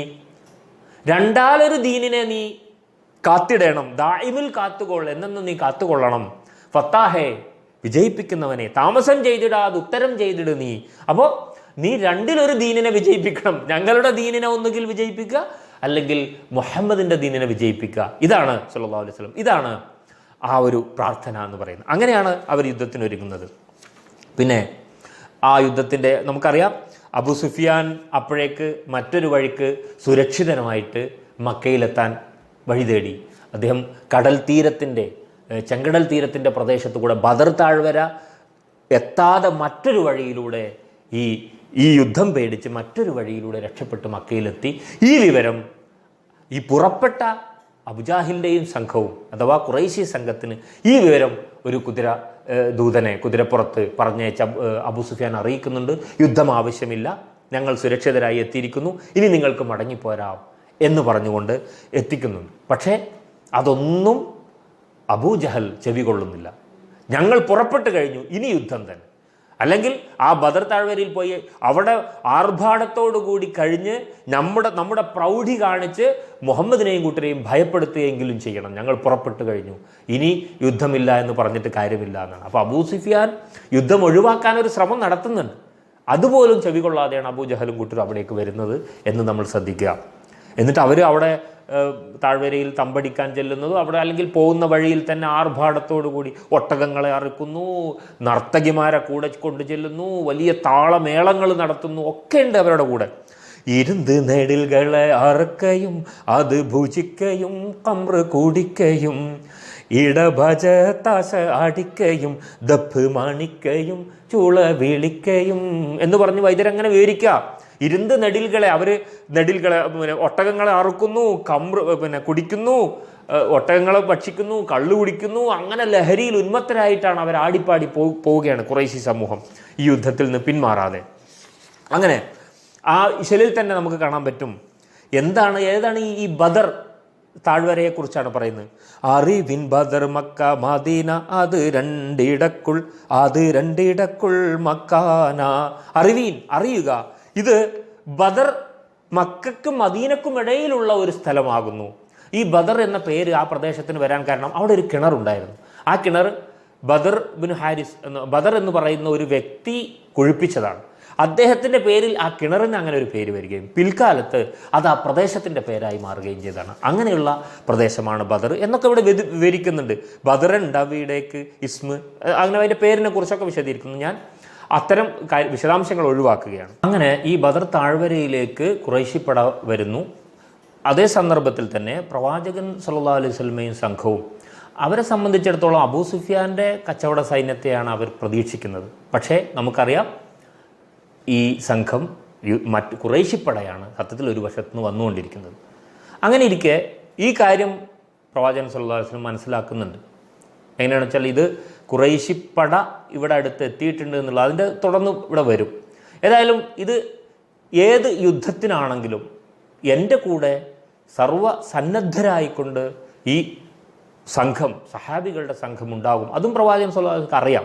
പക്ഷെ അവരങ്ങനെ ഒരു പദ്ധതിക്കനുസരിച്ചല്ലല്ലോ വന്നത് എന്നതുകൊണ്ട് വിശ്വാസികളെ അഭിസംബോധന ചെയ്ത് പ്രവാചകൻ സല്ലല്ലാഹു അലൈഹി വസല്ലം ചോദിക്കുന്നുണ്ട്, ഇനി യുദ്ധം ആണെങ്കിൽ നിങ്ങൾ എന്താണ് പ്രതീക്ഷിക്കുന്നത്? അപ്പോൾ അവർ അധിക പേരും അബൂ സുഫിയാൻ്റെ കച്ചവട സംഘം, കാരണം അത് എളുപ്പമാണ്, കുറച്ച് സംഘമേ ഉള്ളൂ, ഒരുപാട് സമ്പത്തും എടുക്കാം. യുദ്ധത്തിൽ വളരെ തങ്ങളുടെ നഷ്ടപ്പെട്ട സമ്പത്ത് മുഴുവൻ തിരിച്ചു കിട്ടുന്ന ഒരു രീതിയാണ് അവർ പ്രതീക്ഷിക്കുന്നത്, അത്രയേ ഉള്ളൂ. എന്നാൽ യഥാർത്ഥത്തിൽ സംഭവിക്കാൻ പോകുന്ന വലിയൊരു യുദ്ധമാണ്. അതുകൊണ്ടാണ് നിങ്ങൾ എന്താണ് പ്രതീക്ഷിക്കുന്നത്? അവർ ഈ ഒരു ചെറിയ സംഘത്തെയാണ്. പക്ഷേ രണ്ടാലൊരു സംഘത്തിൽ നിന്ന് നിങ്ങൾക്ക് അള്ളാഹു നൽകും, വിജയം നൽകുമെന്ന് അള്ളാഹു പ്രവാചകനെ അറിയിച്ചിട്ടുണ്ട്. അപ്പോൾ അതുകൊണ്ട് തന്നെ ഏതൊരവസ്ഥയിലും നിങ്ങൾ എൻ്റെ കൂടെ ഉണ്ടാവുമോ എന്നാണ് പ്രവാചകൻ അറിയേണ്ടത്. ഈ സഹാബത്ത് ഉണ്ടാവും. അപ്പോൾ മുഹാജിറുകളിൽപ്പെട്ട ആളുകൾ, അല്ലെങ്കിൽ അബൂബക്കർ റളിയല്ലാഹു, ഉമർ റളിയല്ലാഹു അൻഹു, മിഖ്ദാദ് ബിൻ അംർ റളിയല്ലാഹു അൻഹു, ഇവരൊക്കെ വളരെ സജീവമായിട്ട് പറഞ്ഞു. നിങ്ങൾ മൂസാ നബി അലൈഹി ഇസ്ലാമിനോട് പണ്ട് അനുയായികൾ പറഞ്ഞു, നീയും നിൻ്റെ അള്ളാഹുവും പോയി യുദ്ധം ചെയ്യും, ഞങ്ങളിവിടെ ഇരിക്കുകയാണെന്ന് പറഞ്ഞ പോലെ ഞങ്ങൾ പറയില്ല, എവിടേക്കും ഞങ്ങൾ പിറകെ ഉണ്ടാകും, ഉറപ്പായും ഉണ്ടാകുമെന്ന് പറയുമ്പോഴും പ്രവാചകൻ വീണ്ടും ചോദിക്കുകയാണ്. കാരണം എന്താ വെച്ചാൽ പ്രവാചകൻ സല്ലല്ലാഹു അലൈഹി വസല്ലമയെ സംബന്ധിച്ച് അൻസാരികളുടെ മറുപടി കൂടി കിട്ടണം. കാരണം അൻസാരികൾ ഉണ്ടാക്കിയ കരാർ പ്രകാരം മദീനക്കകത്ത് നടക്കുന്ന ഏത് കാര്യത്തിനും യുദ്ധത്തിനും അവർ ഉണ്ടാകും, സംരക്ഷണമാണ്. മറിച്ച് മദീനക്ക് പുറത്താണ് ബദർ. അതുകൊണ്ട് തന്നെ ഈ കാര്യത്തിൽ ഇവരുടെ ഒരു സഹായം എന്ന് പറയുന്നത് ആഗ്രഹിച്ചുകൊണ്ടാണ്. അപ്പോഴാണ് സഅദ് ബിൻ മുആദ് റളിയല്ലാഹു അൻഹു ഈ കാര്യം മനസ്സിലാക്കി അൻസാരികളിൽപ്പെട്ട അദ്ദേഹം എഴുന്നേറ്റ് നിന്നിട്ട് പറഞ്ഞു, പ്രവാചകരെ, നിങ്ങൾ ഏത് നടുക്കടലിലേക്കാണെങ്കിലും അങ്ങ് പുറപ്പെട്ട സ്ഥലത്തേക്ക് ഞങ്ങളുണ്ടാകും, അത് എത്ര വിദൂരമായ പ്രദേശമാണെങ്കിലും എന്ന് ഉറപ്പ് കൊടുക്കുന്ന ആ വൈകാരികം, വികാരഭരിതമായ രംഗമാണ് ഇതിൽ നമുക്ക് ധാരാളം കാണാൻ പറ്റുന്നുണ്ട്. അതിൽ പ്രവാചകൻ അരുളി മറത്തെനുമേ മൂണ്ടാം സാഹിബിൽ അറ്റൽ നബിതാൻ അവർ അരികർ അൻസാറുകളെ സമൂഹം തനയകത്തിൽ കസുതാം. അൻസാരികളെ ഉദ്ദേശിച്ചിട്ടാണ് വീണ്ടും വീണ്ടും പ്രവാചകൻ പറഞ്ഞു എന്നാണ് പറയുന്നത്. പിന്നെ കുറച്ച് കഴിഞ്ഞിട്ട് പറയും, യമതിൽ കൽപ്പിത്തിടുവിൻ തങ്ങൾ ഉളമിൽ ബത്ത വിധമേ എപ്പോതും നാം ഉമയ്ക്കുള്ളിഷ്ടം വണങ്ങി വഴിപ്പെടുമേ കമലതിയിൽ കടക്കുവാൻ നീറരുൾകിൽ ഒട്ടും മടിയാ കടക്കും അന്തേ ക്ഷണത്തിൽ നാങ്കൾ പെരിയോനാണ് ശരിയാം. ഏത് കടലിലേക്കും ഞങ്ങൾ കടക്കാൻ സന്നദ്ധമാണ് എന്നാണ് സഅദ് ബിൻ മുആദ് റളിയല്ലാഹു അൻഹുവിൻ്റെ മറുപടിയാണ്. സഹബാറടങ്കലിൽ അഹദവൻ തൻ്റെ മഹബൂബർ വിണ്ടാനേ നമുക്ക് താനവൻ രണ്ടീനിൽ വാഴ്ത ചെയ്തൊണ്ടീനെ ജിഹമാക്കും എണ്ടാനേ. ആ സഹാബത്തിനോട് പ്രവാചകൻ സല്ലല്ലാഹു അലൈഹി വസല്ലം പറഞ്ഞു, അള്ളാഹു വാഗ്ദാനം ചെയ്ത രണ്ടിലൊരു സംഘത്തെ നമുക്ക് അവൻ അധീനപ്പെടുത്തി തരും എന്ന് പറഞ്ഞ സന്ദർഭമാണ് പിന്നീട് ഇതിൽ നമുക്ക് കാണുന്നത്. എണ്ടും നബിയുള്ള വിണ്ട് തീഹാമിന്ന് ഇഹ്റാജായുള്ളോരിൽ അഹ്വാവറ്റേ ശുജായികൾ ഏതെല്ലാമുണ്ട് ഹക്കോതിടുവാൻ. മക്കയിൽ നിന്ന് പുറപ്പെട്ടവരിൽ നിർഭയന്മാരായ ധീരന്മാർ ആരൊക്കെയുള്ളതാണ് എന്ന് സത്യം പറയുക എന്ന് നബി ആവശ്യപ്പെടുന്നു. ആരോട്? ഈ സംഭവത്തിൻ്റെ ഒരു പശ്ചാത്തലം പറയണം. പ്രവാചകൻ സല്ലല്ലാഹു അലൈഹി വസല്ലമയും സംഘവും ഖുറൈശിപ്പട ഇവിടെ വന്നു എന്ന വിവരം അറിയാൻ പലതരത്തിൽ ശ്രമങ്ങൾ നടത്തുന്നുണ്ട്. അബൂബക്കർ റളിയല്ലാഹു അൻഹും നബി സല്ലല്ലാഹു അലൈഹി വസല്ലമയും കൂടി ഒരു വൃദ്ധനായ ഒരാളെ കണ്ടുമുട്ടുന്നു, കുറച്ച് മുന്നേ നടന്നിട്ട്. അങ്ങനെ അദ്ദേഹം പറഞ്ഞു, അദ്ദേഹത്തോട് ചോദിച്ചു, ഇവിടെ ഇങ്ങനെ ബദറിൻ്റെ താഴ്വരയിൽ 2 സംഘം വരുന്നതിനെക്കുറിച്ച് അറിഞ്ഞിട്ടുണ്ടോ? അപ്പോൾ അദ്ദേഹം പറഞ്ഞു, മുഹമ്മദും കൂട്ടരും പുറപ്പെട്ടിട്ടുണ്ട്. അപ്പോൾ ഖുറൈശികളെ കുറിച്ച് നിങ്ങൾക്ക് അറിയുമോ? അവർ ഇന്ന സ്ഥലത്ത് എത്തിയിട്ടുണ്ട്, ഇവിടെ പുറപ്പെട്ടിട്ടുണ്ട്. അദ്ദേഹം ഇങ്ങനെ സഞ്ചരിക്കുകയും പലതരത്തിലുള്ള കാര്യങ്ങൾ അന്വേഷിക്കുകയും അറിയുകയും ചെയ്യുന്ന വ്യക്തിയാണ്. അതുകൊണ്ട് അദ്ദേഹം തങ്ങളെക്കുറിച്ച് പറഞ്ഞ സത്യമാണെന്ന് നബിക്കും അബൂബക്കർ റളിയല്ലാഹു അൻഹു മനസ്സിലായി, നബി സല്ലല്ലാഹു അലൈഹി വസല്ലം അബൂബക്കർ റളിയല്ലാഹു അൻഹു മനസ്സിലായി. അപ്പോൾ പിന്നെ ഖുറൈശികളെക്കുറിച്ച് പറഞ്ഞത് സത്യമാണ്, അപ്പോൾ ഖുറൈശികൾ പുറപ്പെട്ടു എന്ന വിവരം അങ്ങനെ അവർ ഉറപ്പാക്കുകയാണ്. അതുപോലെ തന്നെ 2 പടയാളികൾ, 2 പേർ, ഖുറൈശികളുടെ 2 പരിചാരകന്മാർ പിടിക്കപ്പെടുന്നുണ്ട്. ആ 2 പരിചാരകന്മാർ ഖുറൈശിപ്പടക്ക് വേണ്ടി വെള്ളം ശേഖരിക്കാൻ വേണ്ടി മുന്നേ വന്നതാണ്. അപ്പം അവരെ പിടിക്കുന്നു സഹാബത്ത്. എന്നിട്ട് അവരെ പിടിച്ചുകൊണ്ട് നിങ്ങൾ ആരുടെ കൂടെ വന്നതാണ്, നിങ്ങൾ എന്താണ് നിങ്ങളുടെ ഉദ്ദേശം എന്നൊക്കെ ചോദ്യം ചെയ്യുമ്പോൾ അവരിൽ നിന്നും മനസ്സിലാകുന്നു ഖുറൈശികൾ പുറപ്പെട്ട കാര്യം. അങ്ങനെ ഇവർ കാര്യം ഉറപ്പാക്കുകയാണ്. അപ്പോൾ അമരഫലിൽ പറ്റേ റമളാൻ 17 അരിമക്കീളം വെള്ളി ഇരവിൽ ഈശ സമയമിൽ ഹസ്താനത്തെത്തി അടിത്താർ ഹൈമ. അങ്ങനെ നാളെ യുദ്ധം നടക്കുക. അപ്പം അതിൻ്റെ തലേ ദിവസം അവർ ആ ബദർ പ്രദേശത്തെത്തി ഹൈമ തമ്പടിച്ചു. റമളാൻ 17 വെള്ളിയാഴ്ച രാവിൽ എന്നാണ് ഈ കാര്യം ഇവിടെ പറയുന്നത്.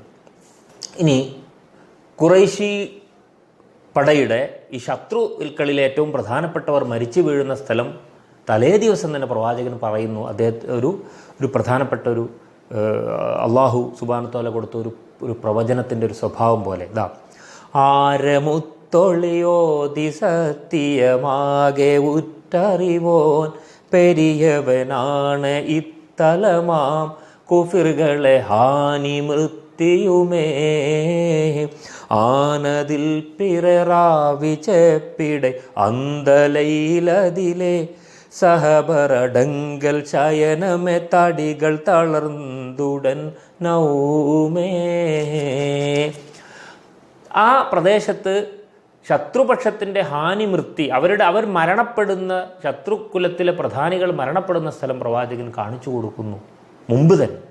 മാത്രമല്ല അന്നേ ദിവസം അള്ളാഹുവിൻ്റെ അനുഗ്രഹം എന്ന കണക്ക് ക്ഷീണിച്ച ഈ സഹാബികളുടെ സംഘം അവർക്കൊരു ഉറക്കം ഇട്ടുകൊടുക്കുകയാണ്. സുഖകരമായ ഉറക്കം, ക്ഷീണം മാറുന്ന.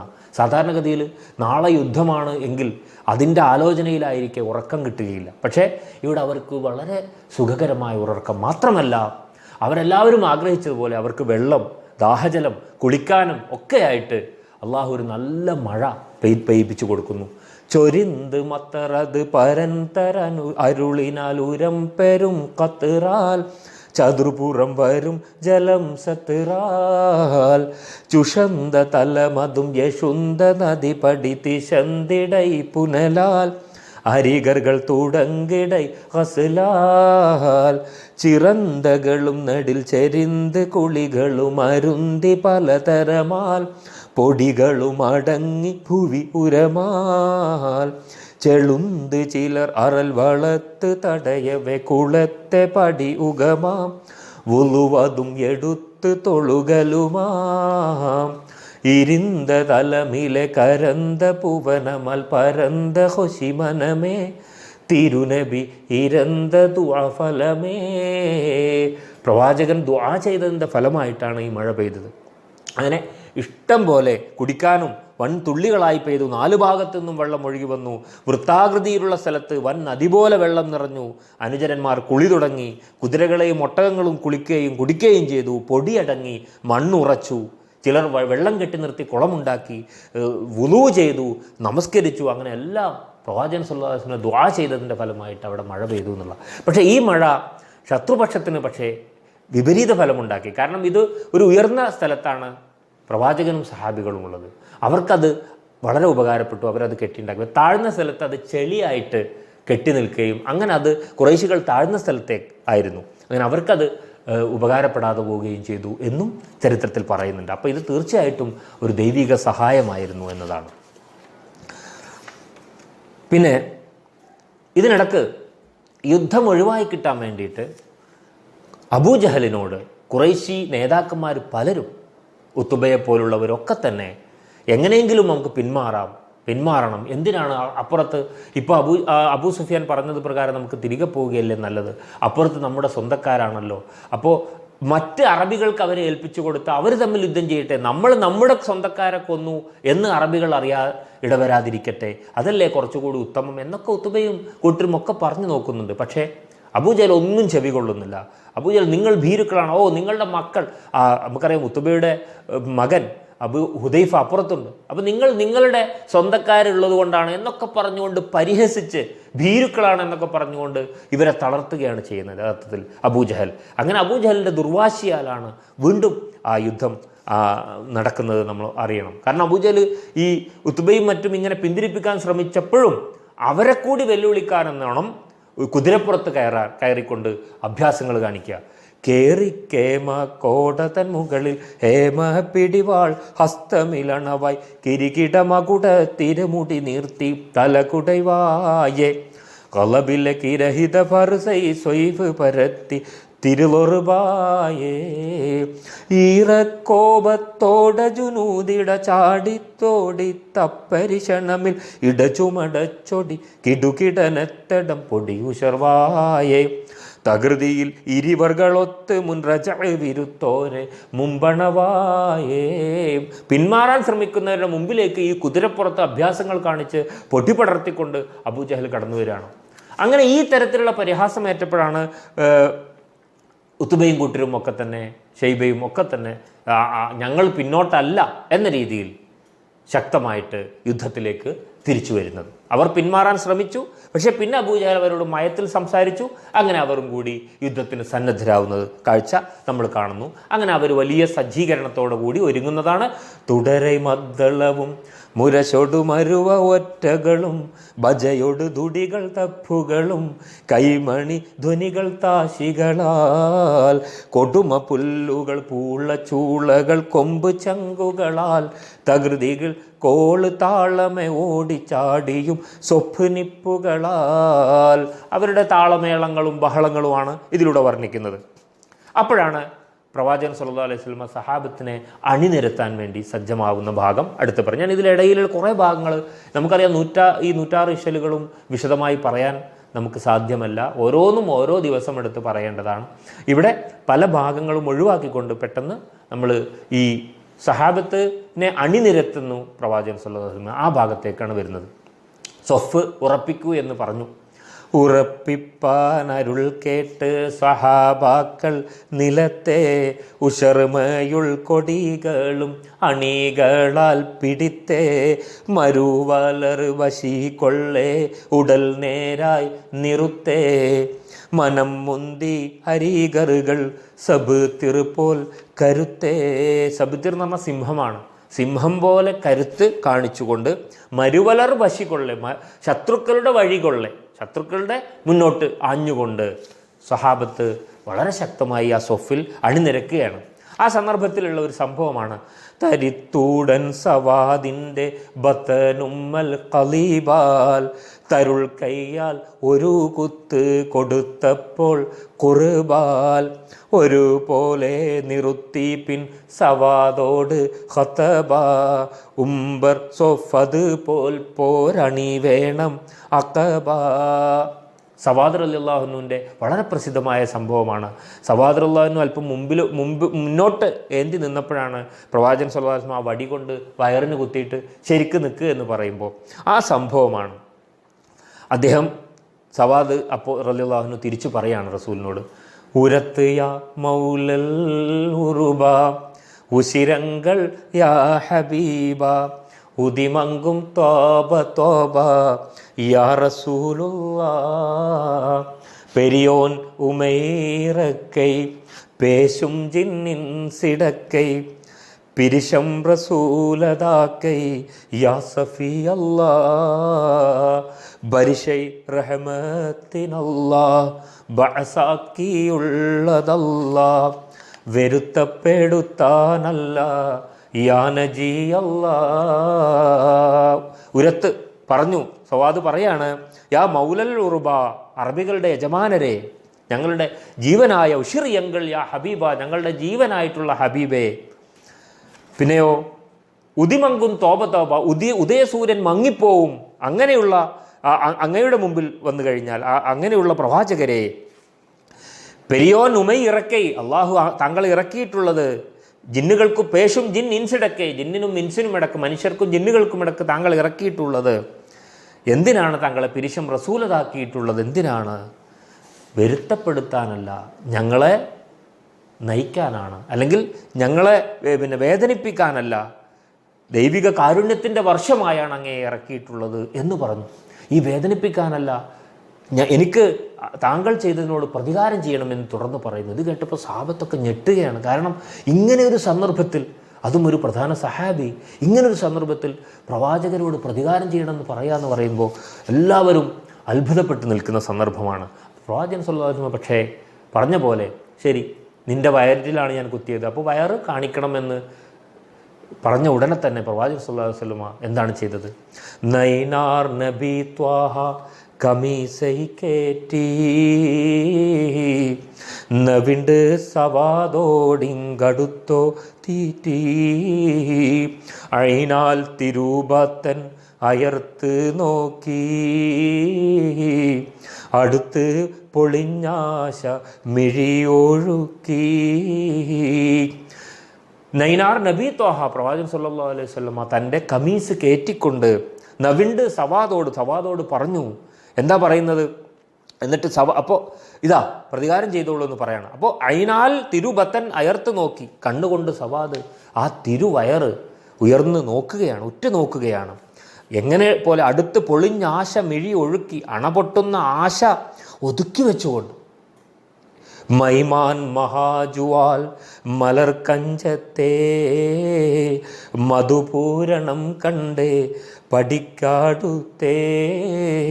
മൈമാൻ ഒരു വണ്ട് വലിയ വിശപ്പോടുകൂടി, മഹാജുവാൽ വിശപ്പോടുകൂടി താമരക്കൂട്ടത്തെ മലർക്കഞ്ചത്തെ താമരമൊപ്പൂവിനെ മധുപൂരണം തേർന്നുകരാൻ വേണ്ടി കണ്ട പഠിക്ക് എങ്ങനെയാണോ അടുക്കുക, ഇതുപോലെ സവാദ് റളിയല്ലാഹു അൻഹു അടുത്ത് വരികയാണ്. റസൂൽ സല്ലല്ലാഹു അലൈഹി വസല്ലം അടുത്തേക്ക് വരിക. കൈ നൽയതമാക്കി കിതുഹും ചാട്ടി കതിരോൻ മശങ്കും മെയ് പുടിത്ത് പൂട്ടി. കൈ നൽയതമാക്കി, തൻ്റെ കൈ സ്വതന്ത്രമാക്കി, വടി കിതുഹും ചാട്ടി, വടി എറിഞ്ഞു കളഞ്ഞുകൊണ്ട്, കതിരോൻ മശങ്കും സൂര്യൻ പോലും നിഷ്പ്രഭമായി പോകുന്ന ആ ശരീരത്തെ മെയ് പുടിത്ത് പൂട്ടി കെട്ടിപ്പിടിക്കുകയാണ്, ആലിംഗനം ചെയ്യുകയാണ്. ആ റസൂൽ സല്ലല്ലാഹു അലൈഹി വസല്ലം ആലിംഗനം ചെയ്യുകയാണ് അടുത്ത് വന്നുകൊണ്ട്. അപ്പോഴാണ് ആളുകളെല്ലാം ഒരു അന്തം വിട്ട്, സഹാബത്തൊക്കെ എന്താണ് ഇവിടെ സംഭവിക്കുന്നത്, നീ എന്താ പ്രതികാരം ചെയ്യാത്തത് എന്ന് റസൂൽ സല്ലല്ലാഹു അലൈഹി വസല്ലം തിരിച്ചു ചോദിക്കുന്നു സവാദ് റളിയല്ലാഹു അൻഹുവിനോട്. അപ്പോഴാണ് പറയുന്നത്, എനിക്ക് നമുക്ക് യുദ്ധത്തിന് പോവുകയാണ്, എന്താവും ഇത്, നമ്മുടെ അവസാന നിമിഷമായിരിക്കാം എൻ്റെ, ഇതിനു മുമ്പ് അങ്ങയുടെ ശരീരത്തോടെ എൻ്റെ ശരീരമൊന്ന് ചേരണമെന്ന് ഞാൻ അതിയായി ആഗ്രഹിച്ചിരുന്നു തിരുദൂതരെ, അതിനുള്ള അവസരമാണ് ഞാൻ ഇപ്പോൾ മുതലാക്കിയത്, അതായിരുന്നു അല്ലാതെ ഞാൻ പ്രതിക്രിയ ചെയ്യാനല്ല എന്ന് പറഞ്ഞുകൊണ്ട് സവാദ് കെട്ടിപ്പിടിച്ച് കരയുന്ന സന്ദർഭമാണ്. എല്ലാവരും അതിവികാരഭരിതമായി സഹാബത്ത് ഈ സന്ദർഭം കണ്ടതിനെക്കുറിച്ച് ചരിത്രത്തിൽ നമുക്ക് കാണാൻ പറ്റും. അതാണ് ഇവിടെ വർണ്ണിച്ചത്. ഇതിലൂടെ മനസ്സിലാക്കുന്നത് എത്രമാത്രം സ്നേഹമാണ് തങ്ങളുടെ നേതാവിനോട്, നായകനോട് ഈ സഹാബത്ത് റസൂൽ സല്ലല്ലാഹു അലൈഹി വസല്ലമയോട് തുടർന്നു പോന്നിരുന്നത് എന്നുകൂടി നമുക്ക് ഇതിലൂടെ മനസ്സിലാക്കാൻ സാധിക്കുന്നുണ്ട്. ഇനി യുദ്ധം തുടരുക തന്നെയാണ്. ഈ സന്ദർഭത്തിൽ നമുക്കറിയാം, മുസ്ലിങ്ങളുടെ പക്ഷത്താണ് കുളവും കിണറുകളും ജലവും ഒക്കെ കൂടുതലുള്ളത്, മറ്റൊരു പക്ഷത്ത് വെള്ളമില്ല. അതിനു മുമ്പ് തന്നെ വളരെ കണിശമായി നയതന്ത്രപരമായി മുസ്ലിങ്ങൾ സാധിച്ചെടുത്തൊരു കാര്യമാണ്. കുറേശികൾക്ക് കുടിക്കാനോ കുളിക്കാനോ ഒന്നും വെള്ളമില്ല, ഒക്കെ മുസ്ലിങ്ങളുടെ പക്ഷത്താണ്. അങ്ങനെയാണ് ഹംസ റളിയല്ലാഹു അൻഹു അവരുടെ ഒരു കുളത്തെ ഒരു തടാകമുണ്ടാക്കിയിട്ടുണ്ട്. ആ തടാകത്തിന് കാവലായിട്ട് നിൽക്കുന്നു. ഇപ്പുറത്ത് അസ്വദ് എന്ന് പറയുന്ന ഒരു ഖുറൈശി കൂട്ടത്തിലെ വളരെ ധിക്കാരിയായിട്ടുള്ള ഒരാൾ, ഞാൻ പോയി അവിടുന്ന് വെള്ളമെടുത്ത് വരാമെന്ന് പറഞ്ഞ് ധാർഷ്ട്യത്തോടെ വരുന്നു. അപ്പോൾ ഹംസ റളിയല്ലാഹു അൻഹു അതിനെ തടുക്കുകയാണ്.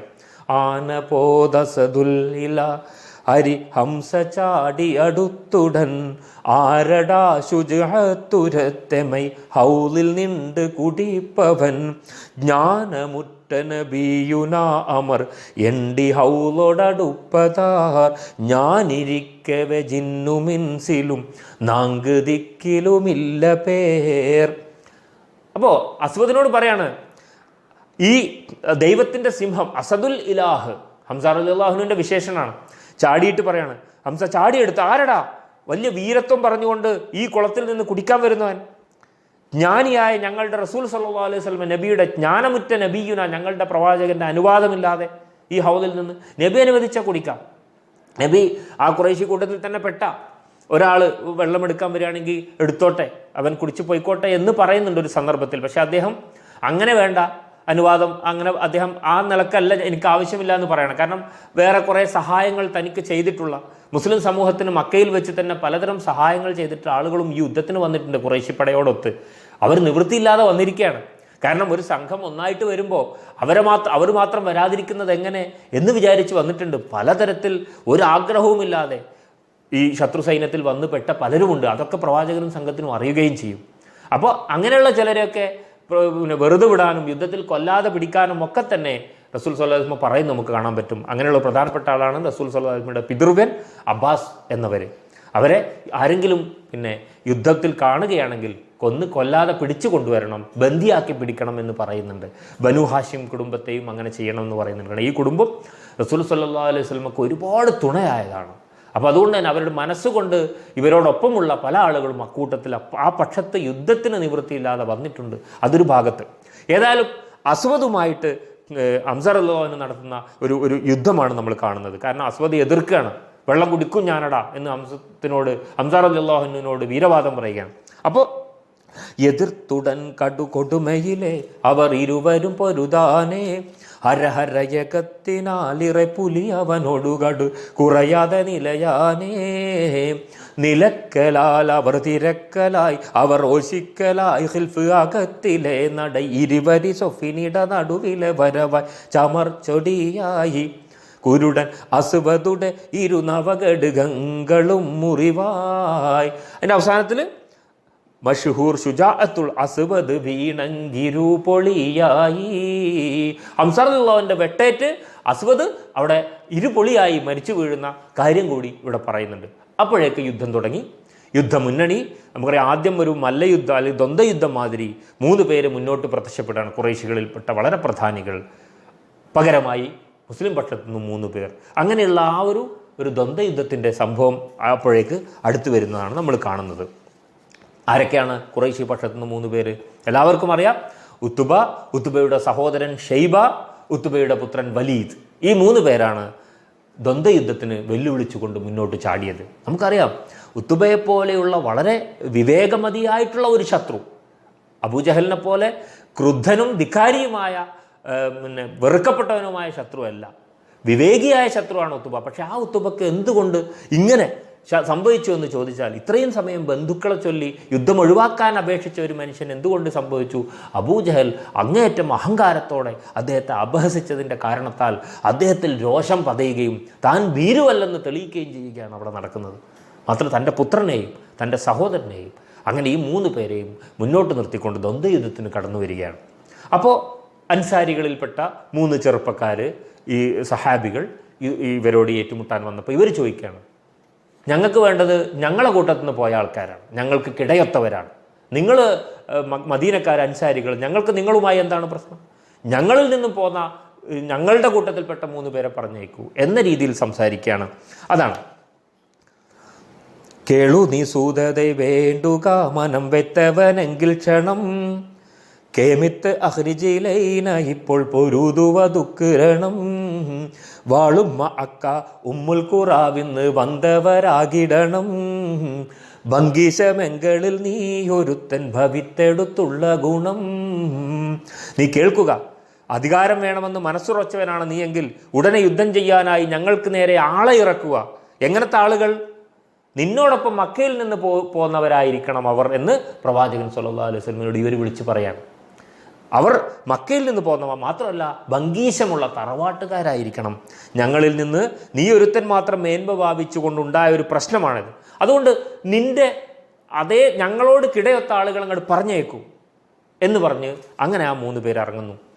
മുഹാജിരികളിൽപ്പെട്ടവർ തന്നെ ഇറങ്ങൂ എന്ന് പറഞ്ഞത് കേട്ട ഉടനെ മുഹാജിറന്റെ വാക്കു കേട്ട് മുന്തി മൂണ്ട് സിംഹരാം മുന്നിലെ ഉബൈദത്തും പിൻ ഹംസയും വ ഹൈദറാം.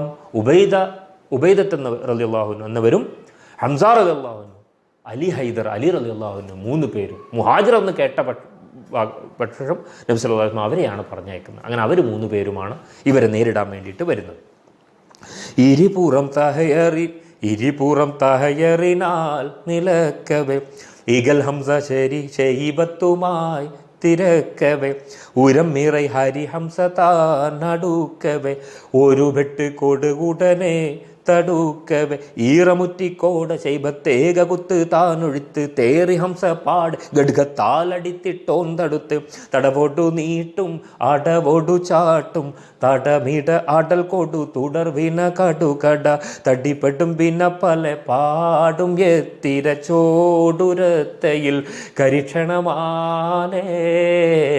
ഒക്കെ യുദ്ധത്തിൻ്റെ മുന്നേ ഹംസ റളിയല്ലാഹു അൻഹു പൊരുതിയത് ഉബൈദ റളിയല്ലാഹു അൻഹു ഉത്തുബത്തിനോടും അതുപോലെ തന്നെ ഹംസ റളിയല്ലാഹു അൻഹു ഷൈബത്തിനോടും അലി റളിയല്ലാഹു അൻഹു വലീദിനോടും അങ്ങനെയായിരുന്നു യുദ്ധം. ഇതിൽ ചെറിയ അഭിപ്രായ വ്യത്യാസങ്ങളൊക്കെ ഉണ്ട് പല റിവായത്തുകളിലും. ഏതായാലും ഇങ്ങനെയാണ് ഭൂരിപക്ഷം വരുന്നവരും പറയുന്നത്. അങ്ങനെ പൊരുതി ഇതിൽ ഹംസ റളിയല്ലാഹു അൻഹു ഷൈബത്തിനെ കീഴ്പ്പെടുത്തുന്നു, അലി റളിയല്ലാഹു അൻഹു വലീദിനെ കീഴ്പ്പെടുത്തുന്നു, ഉബൈദത്ത് എന്നവർ ഉത്തുബയുമായിട്ട് വലിയ യുദ്ധമുണ്ടാകുന്നു. അങ്ങനെ അതിൽ ഉത്തുബ മരണപ്പെടുന്നതിന് മുമ്പ് തന്നെ ഉബൈദ എന്നവർക്ക് പരിക്കേൽക്കുന്നു. ഈ പരിക്കേറ്റപ്പോൾ ഹംസ റളിയല്ലാഹു കൂടി ചാടി വീണ് അങ്ങനെ ഉത്തുബയെ വധിക്കുകയാണ്. ആ സന്ദർഭത്തിൽ എന്നിട്ട് ഉബൈദത്തിനെ അവരുടെ കൂടാരത്തിലേക്ക് പരിക്ക് പറ്റിയവരെയും മരണപ്പെട്ടവരെയൊക്കെ ഉടനെ തന്നെ താന്താങ്ങൾ അവരുടേതായിട്ടുള്ള കൂടാരങ്ങളിലേക്ക് അണികളിലേക്ക് കൊണ്ടുപോകും. അങ്ങനെ ഉബൈദ എന്നവരെ അങ്ങോട്ട് കൊണ്ടുപോവുകയാണ് പരിക്ക് പറ്റിയ അദ്ദേഹത്തെ.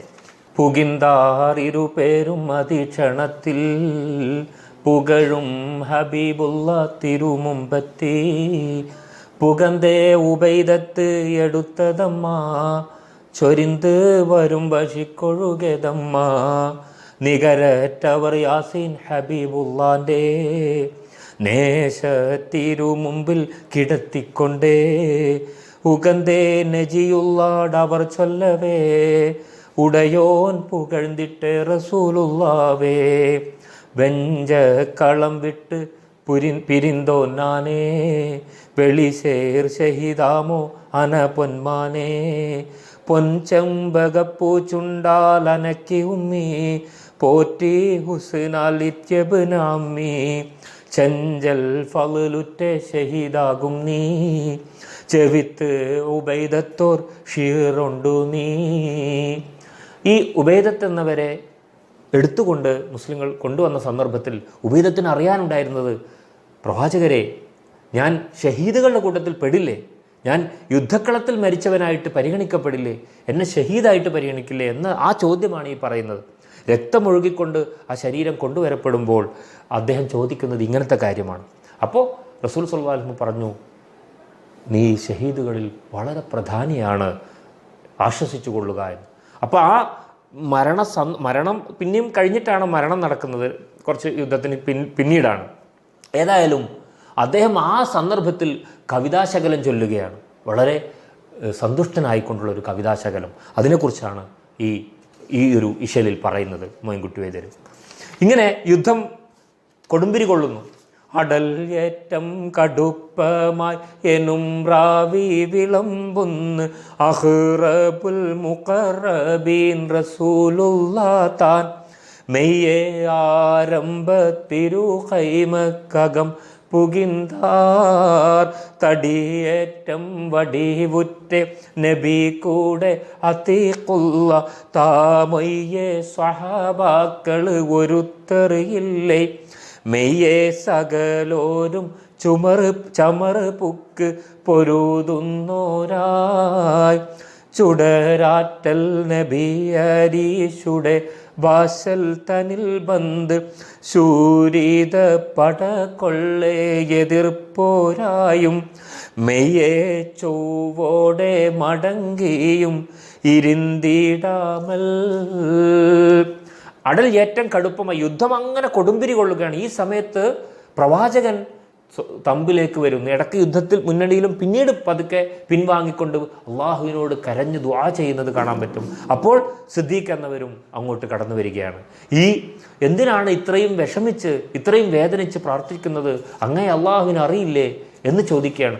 അപ്പോഴും അവിടെ ഇരുന്ന് സഹായത്തിനു വേണ്ടി കരഞ്ഞ് പ്രാർത്ഥിക്കുന്ന പ്രവാചകനെയാണ് നമ്മൾ കാണുന്നത്. അതിനെക്കുറിച്ചാണ് ആ ഭാഗത്ത് വർണ്ണിക്കുന്നത്. ചേർന്നീട്ടരികറുകൾ ബിനാ ചെയ്യും ശരീതാലെ ചേട കൂഫിർ പിന്താൻ പുറപ്പെട്ടുള്ളേ സമയം ചെണ്ടകൾ തകുണിതമത് ചെവി പടയും കണ്ടിടെ കുറെ ഫൗസുകൾ പരെ ചൊടിയും ഉണ്ടവർകളിൽ അയിൽ പലതരം കൊടിയും ചെമ്മേ ഒരു ദൂര അതിലുണ്ടേ. ഈ പ്രവാചകൻ സല്ലല്ലാഹു അലൈഹി വസല്ലമയുടെ ആജ്ഞ അനുസരിച്ച് സഹാബത്ത് പൊരുതുമ്പോൾ ശത്രു സൈന്യം വിരണ്ടു തുടങ്ങുന്നു, അവരിൽ പരിഭ്രമമുണ്ടായി തുടങ്ങുന്നു, പിൻവാങ്ങി തുടങ്ങുന്നു. അത്തരം കാര്യങ്ങളാണ് ഈ ഭാഗത്ത് പറയുന്നത്. മറ്റൊന്ന്, മാലാഖമാരുടെ മലക്കുകളുടെ സഹായം ഇറങ്ങുന്നതിനെ കുറിച്ചാണ്. പ്രവാചകൻ്റെ ഈ പ്രാർത്ഥന കാരണമായിട്ട് മലക്കുകൾ യുദ്ധമുന്നണിയിലേക്ക് ഇറങ്ങുന്നതാണ് ഇവിടെ അടുത്ത ഘട്ടത്തിൽ പറയുന്നത്. 1000ഓളം മലക്കുകൾ എന്ന് പറയുന്നു, 3000ഓളം മലക്കുകൾ, ഇങ്ങനെ പലതരം റിവായത്തുകളുണ്ട്. ഏതായാലും ജിബ്രീൽ അലൈഹിസ്സലാം ഇറങ്ങുന്നു. നമുക്കറിയാം എന്തിനാണ് മലക്കുകൾ ഇവിടെ ഇറങ്ങുന്നത്. വളരെ പ്രധാനപ്പെട്ട ഒരു കാര്യം, 313 പേര് മാത്രമടങ്ങുന്ന ഈ പ്രവാചകൻ സല്ലല്ലാഹു അലൈഹി വസല്ലമയുടെ സംഘവും 1000-ഓളം വരുന്ന ഖുറൈശിപ്പടയും. ഈ സന്ദർഭത്തിൽ നമുക്കറിയാം, മലക്കുകളിൽ ഒരാൾ ഇറങ്ങിയാൽ തന്നെ ഇവരെ മുഴുവനും ഖുറൈശികളെ പരാജയപ്പെടുത്താം. ജിബ്രീൽ അലൈഹി സ്വലാമിൻ്റെ മാത്രം, അല്ലെങ്കിൽ ഏതെങ്കിലും ഒരു മലക്കുകളുടെ ഒരു ചെറിയ സാന്നിധ്യം മാത്രം മതി.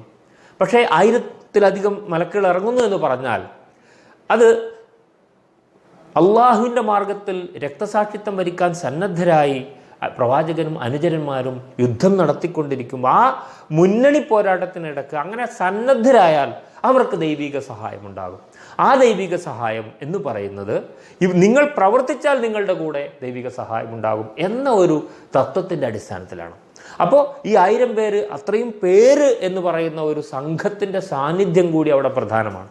അല്ലാതെ ഒരു മലക്കിന് തന്നെ വളരെ വളരെ അധികമാണ് എങ്കിൽ പോലും ഇത്രയും പേരെ അണിനിരത്തിക്കൊണ്ടാണ്, ഇത്രയും വലിയ സഹായമാണ് ആ യുദ്ധത്തിൽ ലഭിച്ചത്. അതിനെക്കുറിച്ച് പറയുന്നു സഹാബത്ത്. പിന്നീട് വിവരിക്കുന്നതിനെക്കുറിച്ച് പല ഗ്രന്ഥങ്ങളിലും വന്നത് വൈദ്യർ പറയാണ്. കഥ ഉരത്തിട നാങ്കൾ പെട്ടും ബദറിലുംബർകൾ നൊറുബ് മട്ടും കണ്ട് മുറിയത് 2 തരമിലെ കൊണ്ട് വിവരമതായി കുഫിറുകളിൽ കറത്തുൾ മുറി അനത്തും അവർ കുലത്തെണ്ടറിവായി. ബദറിൽ ഉണ്ടായിരുന്ന സഹാബത്ത് പറയാം, ഞങ്ങളുടെ വെട്ടുകൊണ്ടുണ്ടായിട്ടുള്ള മുറിവുകളും മാലാഖമാരുടെ വെട്ടേറ്റുണ്ടായ മുറിവും 2 തരമായിരുന്നു എന്ന് മനസ്സിലായി.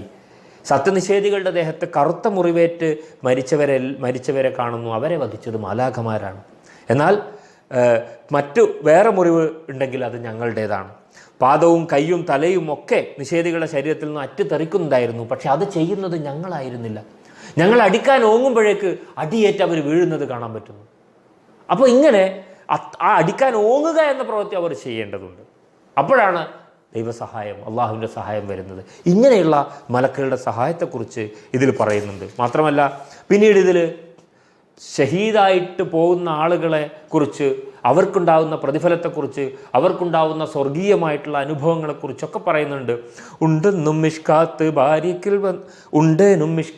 ഭാരിക്കിൽ വന്നിടൈ ഹൂറുന്നിസാബരായ് പരിശാനതും വടിവാൽ ഉഗമാം വിളംബിടരാം അവർ അന്തരമേലുള്ള ചന്ദ്രനോ കതിരോനിലും തെളിവാം. അവിടെ ഉണ്ടാവുന്ന ഹൂറുന്നിസാകളുടെ സാന്നിധ്യത്തെക്കുറിച്ച് പറയുന്നു. രക്തസാക്ഷികൾക്ക് ലഭിക്കുന്ന അനുഗ്രഹങ്ങളെക്കുറിച്ച് പറയുന്നു. പിന്നെ പ്രവാചകൻ സല്ലല്ലാഹു അലൈഹി വസല്ലമ എങ്ങനെയാണ് ഇതിൽ സ്വർഗത്തിലെ അനുഗ്രഹങ്ങളെക്കുറിച്ച് പിന്നീട് വർണ്ണിക്കുന്നത്. അരുളിമുത്ത് മുസ്തഫാസു വർഗമിൽ നഈമുകൾ അഹദവൻ്റെ ഹക്ക് കൊണ്ട് സത്യം വീരുത്തലായി ഉരത്തുദൈഹി മാമുമയിന്തരാമുമരണ്ടവർ ഓർത്ത് കേട്ട ദുക്കുടൻ ബക്കിൻ എണ്ടോദിനാർ. റസൂൽ സല്ലല്ലാഹു അലൈഹി വസല്ലം സ്വർഗത്തിൻ്റെ വർണ്ണന നടത്തിക്കൊണ്ടിരിക്കുമ്പോൾ വിശ്രമിച്ച് അല്പം ഈത്തപ്പഴം കഴിക്കുകയായിരുന്ന ഉമേർ എന്ന സഹാബി ബഹിൻ കൊതിയോടെ പറയാണ് സംഭാഷണത്തിനിടയ്ക്ക്, ഹായ് അല്ലെങ്കിൽ വല്ലാത്തൊരവസ്ഥ എന്ന അർത്ഥത്തിലുള്ള ഒരു പ്രയോഗം അദ്ദേഹം പറഞ്ഞുകൊണ്ടിരിക്കുക. തരുളരാം നബി കുഫത്തു മൈറ നീ ചൂമത്തിയേ സാരമെണ്ടതക്കലാമിൻ കാലത്തോളർ ദൂതരിൽ കരുണരാം ഹബീബരബി കൗനിമിൻ ആഹ്ലിഹ കമലമിൽ ആവശ്കഹൊയ്യെ ഞാൻ ചുമന്തിതല്ലവേ. അപ്പോൾ എന്തിനാ നീ ഇങ്ങനെ ശബ്ദം ഉണ്ടാക്കിയെന്ന് ചോദിക്കുമ്പോഴാണ് ഞാൻ ഈ കൊതി കൊണ്ടാണ് എന്ന് ഉമർ റളിയല്ലാഹു അൻഹു മറുപടി പറയുന്നത്. അങ്ങനെ ഉമേറിനോട് പറയാണ്, ഞാനിപ്പോൾ യുദ്ധത്തിന് പോയാൽ ഷഹീദായാൽ സ്വർഗമാണോ പ്രവാചകൻ എന്ന് ചോദിക്കുമ്പോൾ തീർച്ചയായും താങ്കൾക്ക് സ്വർഗമാണ്. എങ്കിൽ സമയമില്ല, ഈ ഈത്തപ്പഴം തിന്ന് ഇരിക്കാൻ എനിക്ക് സമയമില്ല. അങ്ങനെ അദ്ദേഹം എടുത്ത് ചാടുന്നു, യുദ്ധം വെട്ടുന്നു, ശത്രുക്കളുടെ കയ്യാൽ അങ്ങനെ രക്തസാക്ഷിയാകുന്നു. കാരണം അദ്ദേഹം കൊതിച്ചത് ബാക്കി ആനന്ദങ്ങൾ, ബാക്കി ഭുജിക്കുന്നത്, ബാക്കിയുള്ള ഈത്തപ്പഴം കഴിക്കുന്നത് സ്വർഗത്തിൽ വെച്ചാവാം. കാരണം ഇവിടെ ഒരുപാട് സമയമെടുത്ത് എനിക്ക് തിന്നാൻ നേരമില്ല, എനിക്ക് സ്വർഗത്തിലെ നഈമുകൾ ആവശ്യമുണ്ട് എന്ന് പറഞ്ഞ് ഷഹീദാവുന്ന കാഴ്ച, അങ്ങനെയുള്ള കാഴ്ച കാണുന്നു. പിന്നെ ഇതിൽ മറ്റൊരു കാര്യം പറയുന്നത്, അന്തചേനയിലുക്കാശത്ത് ഇബ്നു മുഹ്സിൻ എണ്ടവർ അങ്കമിൽ സ്വക്കിൽ മുറിന്ത് ബന്ദ് ചേതി ചൊന്നതാൽ പൊൻതിരൂകാരത്തിനാൽ കൊടുത്തതാരു ശാഖമിൻ പൊളികയാടന്തേ ബാളിയിലും വിശേഷയോഗ സൊഫുമായി.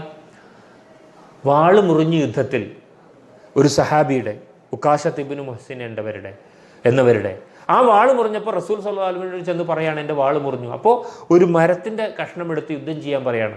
പിന്നീട് പ്രവാചകൻ സല്ലല്ലാഹു അലൈഹി വസല്ലം അള്ളാഹുവിൻ്റെ അനുഗ്രഹത്താൽ ആ വാള് ശരിയായ വാളായിട്ട്, ആ മരം വാളായിട്ട് മാറുന്നു.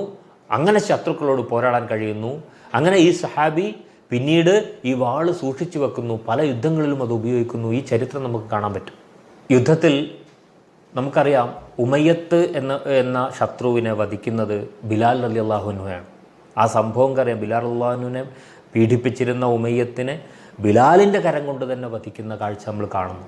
കാരണം ഉമയ്യത്തും മകനും യുദ്ധത്തിൽ വെച്ചിട്ട് പറയുന്നുണ്ട്, ഞങ്ങളെ ബന്ദികളായി പിടിക്കൂ, ഞങ്ങൾ ധാരാളം സമ്പത്ത് മോചനദ്രവ്യമായിട്ട് തരാം, ഞങ്ങളെ പിടിക്കൂ എന്ന് പറയുമ്പോൾ ഉമയ്യത്തിൻ്റെ സുഹൃത്തായിട്ടുള്ള മുഹാജിറായിട്ടുള്ള സഹാബി അബ്ദുറഹ്മാൻ ബിൻ ഔഫ് ശരി എന്നാൽ ബന്ദിയാക്കി പിടിക്കാമെന്ന രീതിയിൽ പിടിക്കാൻ ശ്രമിക്കുമ്പോഴാണ് ബിലാലിൻ്റെ കണ്ണിൽ ഈ കാഴ്ചപ്പെടുന്നത്.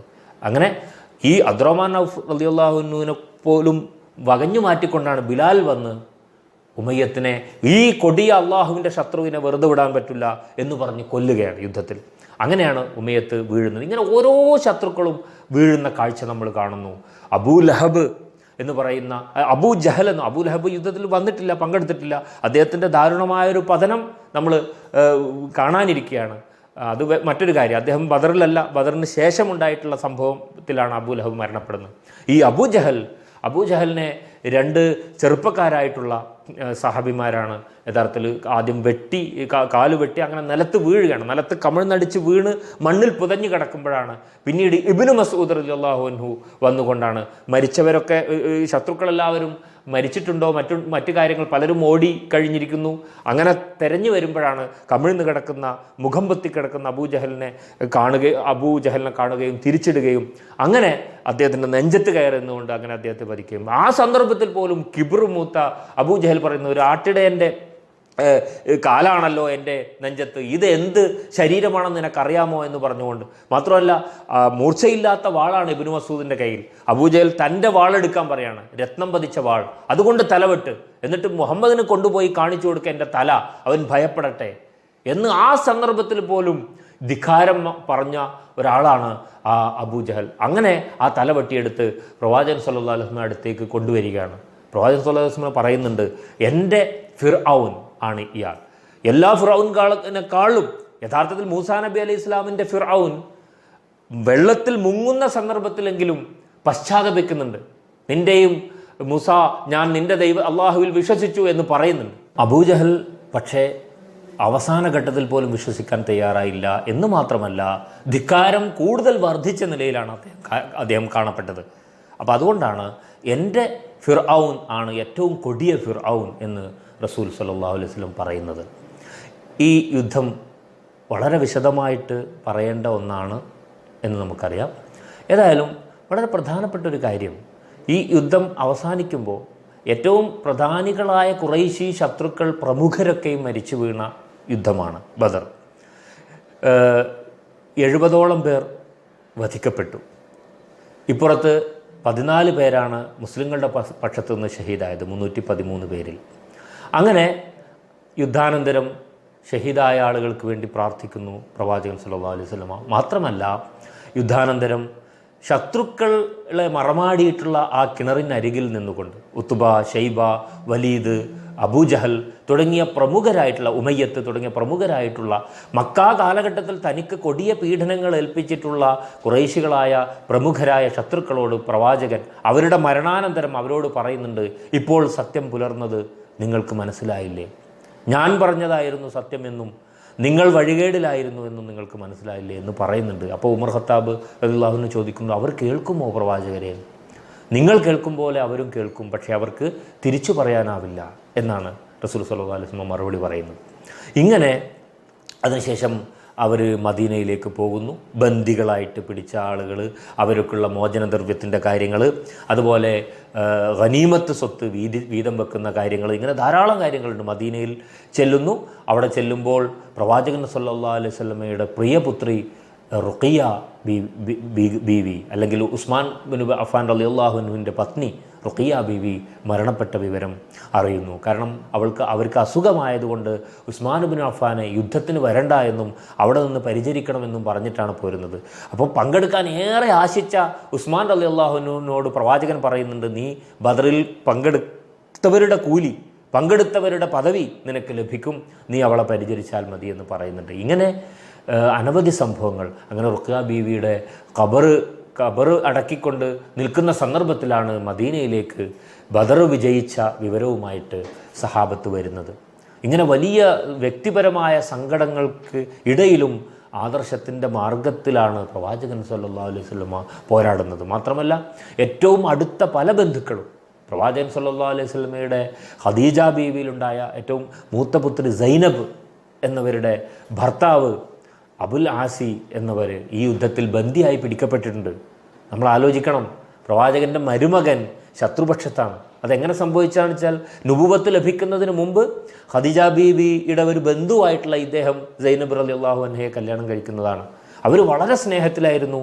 അങ്ങനെ നുബുവത്ത് ലഭിക്കുന്ന സന്ദർഭത്തിൽ ഖദീജ ബീവിയും ഈ സൈനബും ഒക്കെ തന്നെ ഇസ്ലാം സ്വീകരിച്ച സന്ദർഭത്തിൽ ഇദ്ദേഹം ദൂരെ കച്ചവടത്തിന് പോയതായിരുന്നു. അങ്ങനെ മടങ്ങി വന്ന ഉടനെ അദ്ദേഹം ഇസ്ലാം സ്വീകരിക്കുന്നില്ല. കാരണം ഞാൻ ഈ ആദർശം നേരിട്ട് എൻ്റെ ഈ പാരമ്പര്യത്തിലുള്ള മതത്തിനെതിരെ ഇവിടുത്തെ സ്ത്രീകളുടെ വാക്ക് കേട്ട് ഇസ്ലാം സ്വീകരിച്ചാണെന്ന് വരരുത് എന്ന രീതിയിൽ പെട്ടെന്ന് ഇസ്ലാം സ്വീകരിക്കുന്നില്ല. ആ ഇടക്കാണ് ഹിജ്റ സംഭവിക്കുന്നതും ബദർ യുദ്ധം നടക്കുന്നതുമൊക്കെ. അതുകൊണ്ട് തന്നെ നിർബന്ധിതാവസ്ഥയിൽ അദ്ദേഹം ആ യുദ്ധത്തിന് പങ്കെടുക്കേണ്ടി വരികയാണ്. പക്ഷേ അപ്പോൾ ബന്ദിയായി പിടിക്കപ്പെടുകയാണ് അദ്ദേഹം. അങ്ങനെ ബന്ദിയായി പിടിക്കപ്പെട്ട അദ്ദേഹത്തിൻ്റെ മോചനദ്രവ്യം അദ്ദേഹത്തിൻ്റെ റബിയ ഗോത്രത്തിൽ നിന്നുള്ള ഒരു വ്യക്തി കൊണ്ടുവന്ന സന്ദർഭത്തിൽ അത് നോക്കിയപ്പോൾ പ്രവാചകൻ സല്ലല്ലാഹു അലൈഹി വസല്ലമ എനിക്ക് കണ്ണുനീർത്തുള്ളികൾ മുഖത്തുനിന്ന് വരികയാണ്. കണ്ണീരടക്കാൻ പറ്റുന്നില്ല. എന്താണ് കാര്യം എന്ന് വെച്ചാൽ, ആ കൂട്ടത്തിൽ തൻ്റെ ഏറ്റവും പ്രിയപത്നി ഖദീജ റളിയല്ലാഹു അൻഹ മകളായ സൈനബിന് കൊടുത്തിട്ടുള്ള ഒരു മാല ആ കൂട്ടത്തിലുണ്ടായിരുന്നു. ആ മാലയാണ് സൈനബ് റളിയല്ലാഹു അൻഹു മോചനദ്രവ്യമായി തൻ്റെ ഭർത്താവിന് വേണ്ടി കൊടുത്തയച്ചിട്ടുള്ളത്. അത് കണ്ടിട്ട് അവർക്ക് കരച്ചിൽ വരികയാണ്. ഏതായാലും പിന്നീട് ഇദ്ദേഹത്തെ മോചനദ്രവ്യം തിരിച്ചു കൊടുക്കാൻ പറഞ്ഞുകൊണ്ട് അദ്ദേഹത്തെ വെറുതെ വിടുമ്പോൾ റസൂൽ സല്ലല്ലാഹു അലൈഹി വസല്ലം പറഞ്ഞത്, എൻ്റെ മകളെ നീ വിവാഹമോചനം ചെയ്യണമെന്നാണ്. ഏതായാലും ആ വാക്ക് പിന്നീട് അദ്ദേഹം പാലിക്കുന്നുണ്ട്. അദ്ദേഹം നല്ല രീതിയിൽ തന്നെ, സൈനബിനാണെങ്കിലും ഒരിക്കലും വിട്ടുപോരാൻ ആഗ്രഹമില്ല, പക്ഷെ അദ്ദേഹം ഇസ്ലാം സ്വീകരിക്കാത്തത് കൊണ്ടുള്ള പ്രയാസമാണ്. ഏതായാലും നല്ല രീതിയിൽ തന്നെ പറഞ്ഞയക്കുന്നു. അതിനിടക്ക് ഖുറൈശികളുമായി സംഘർഷമുണ്ടാകുന്നുണ്ട്. ഗർഭിണിയായ സൈനബ് റളിയല്ലാഹു അൻഹയെ ഒരു ഖുറൈശി ധിക്കാരി നോവിക്കുന്നു, കുതിരപ്പുറത്തും തള്ളിയിടുന്നു.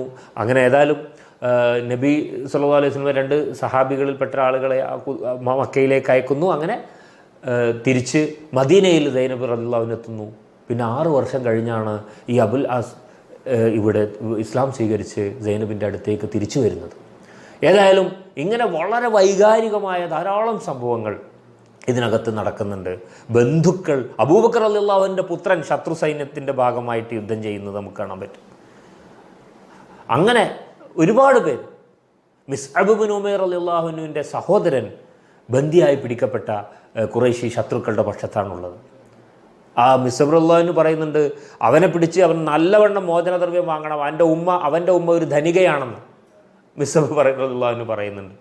അങ്ങനെ ഇതിൽ പല ആളുകളും പിൽക്കാലത്ത് ഇസ്ലാം സ്വീകരിക്കുന്നു, സഹാബത്തിൻ്റെ ഭാഗമായി മാറുന്നു.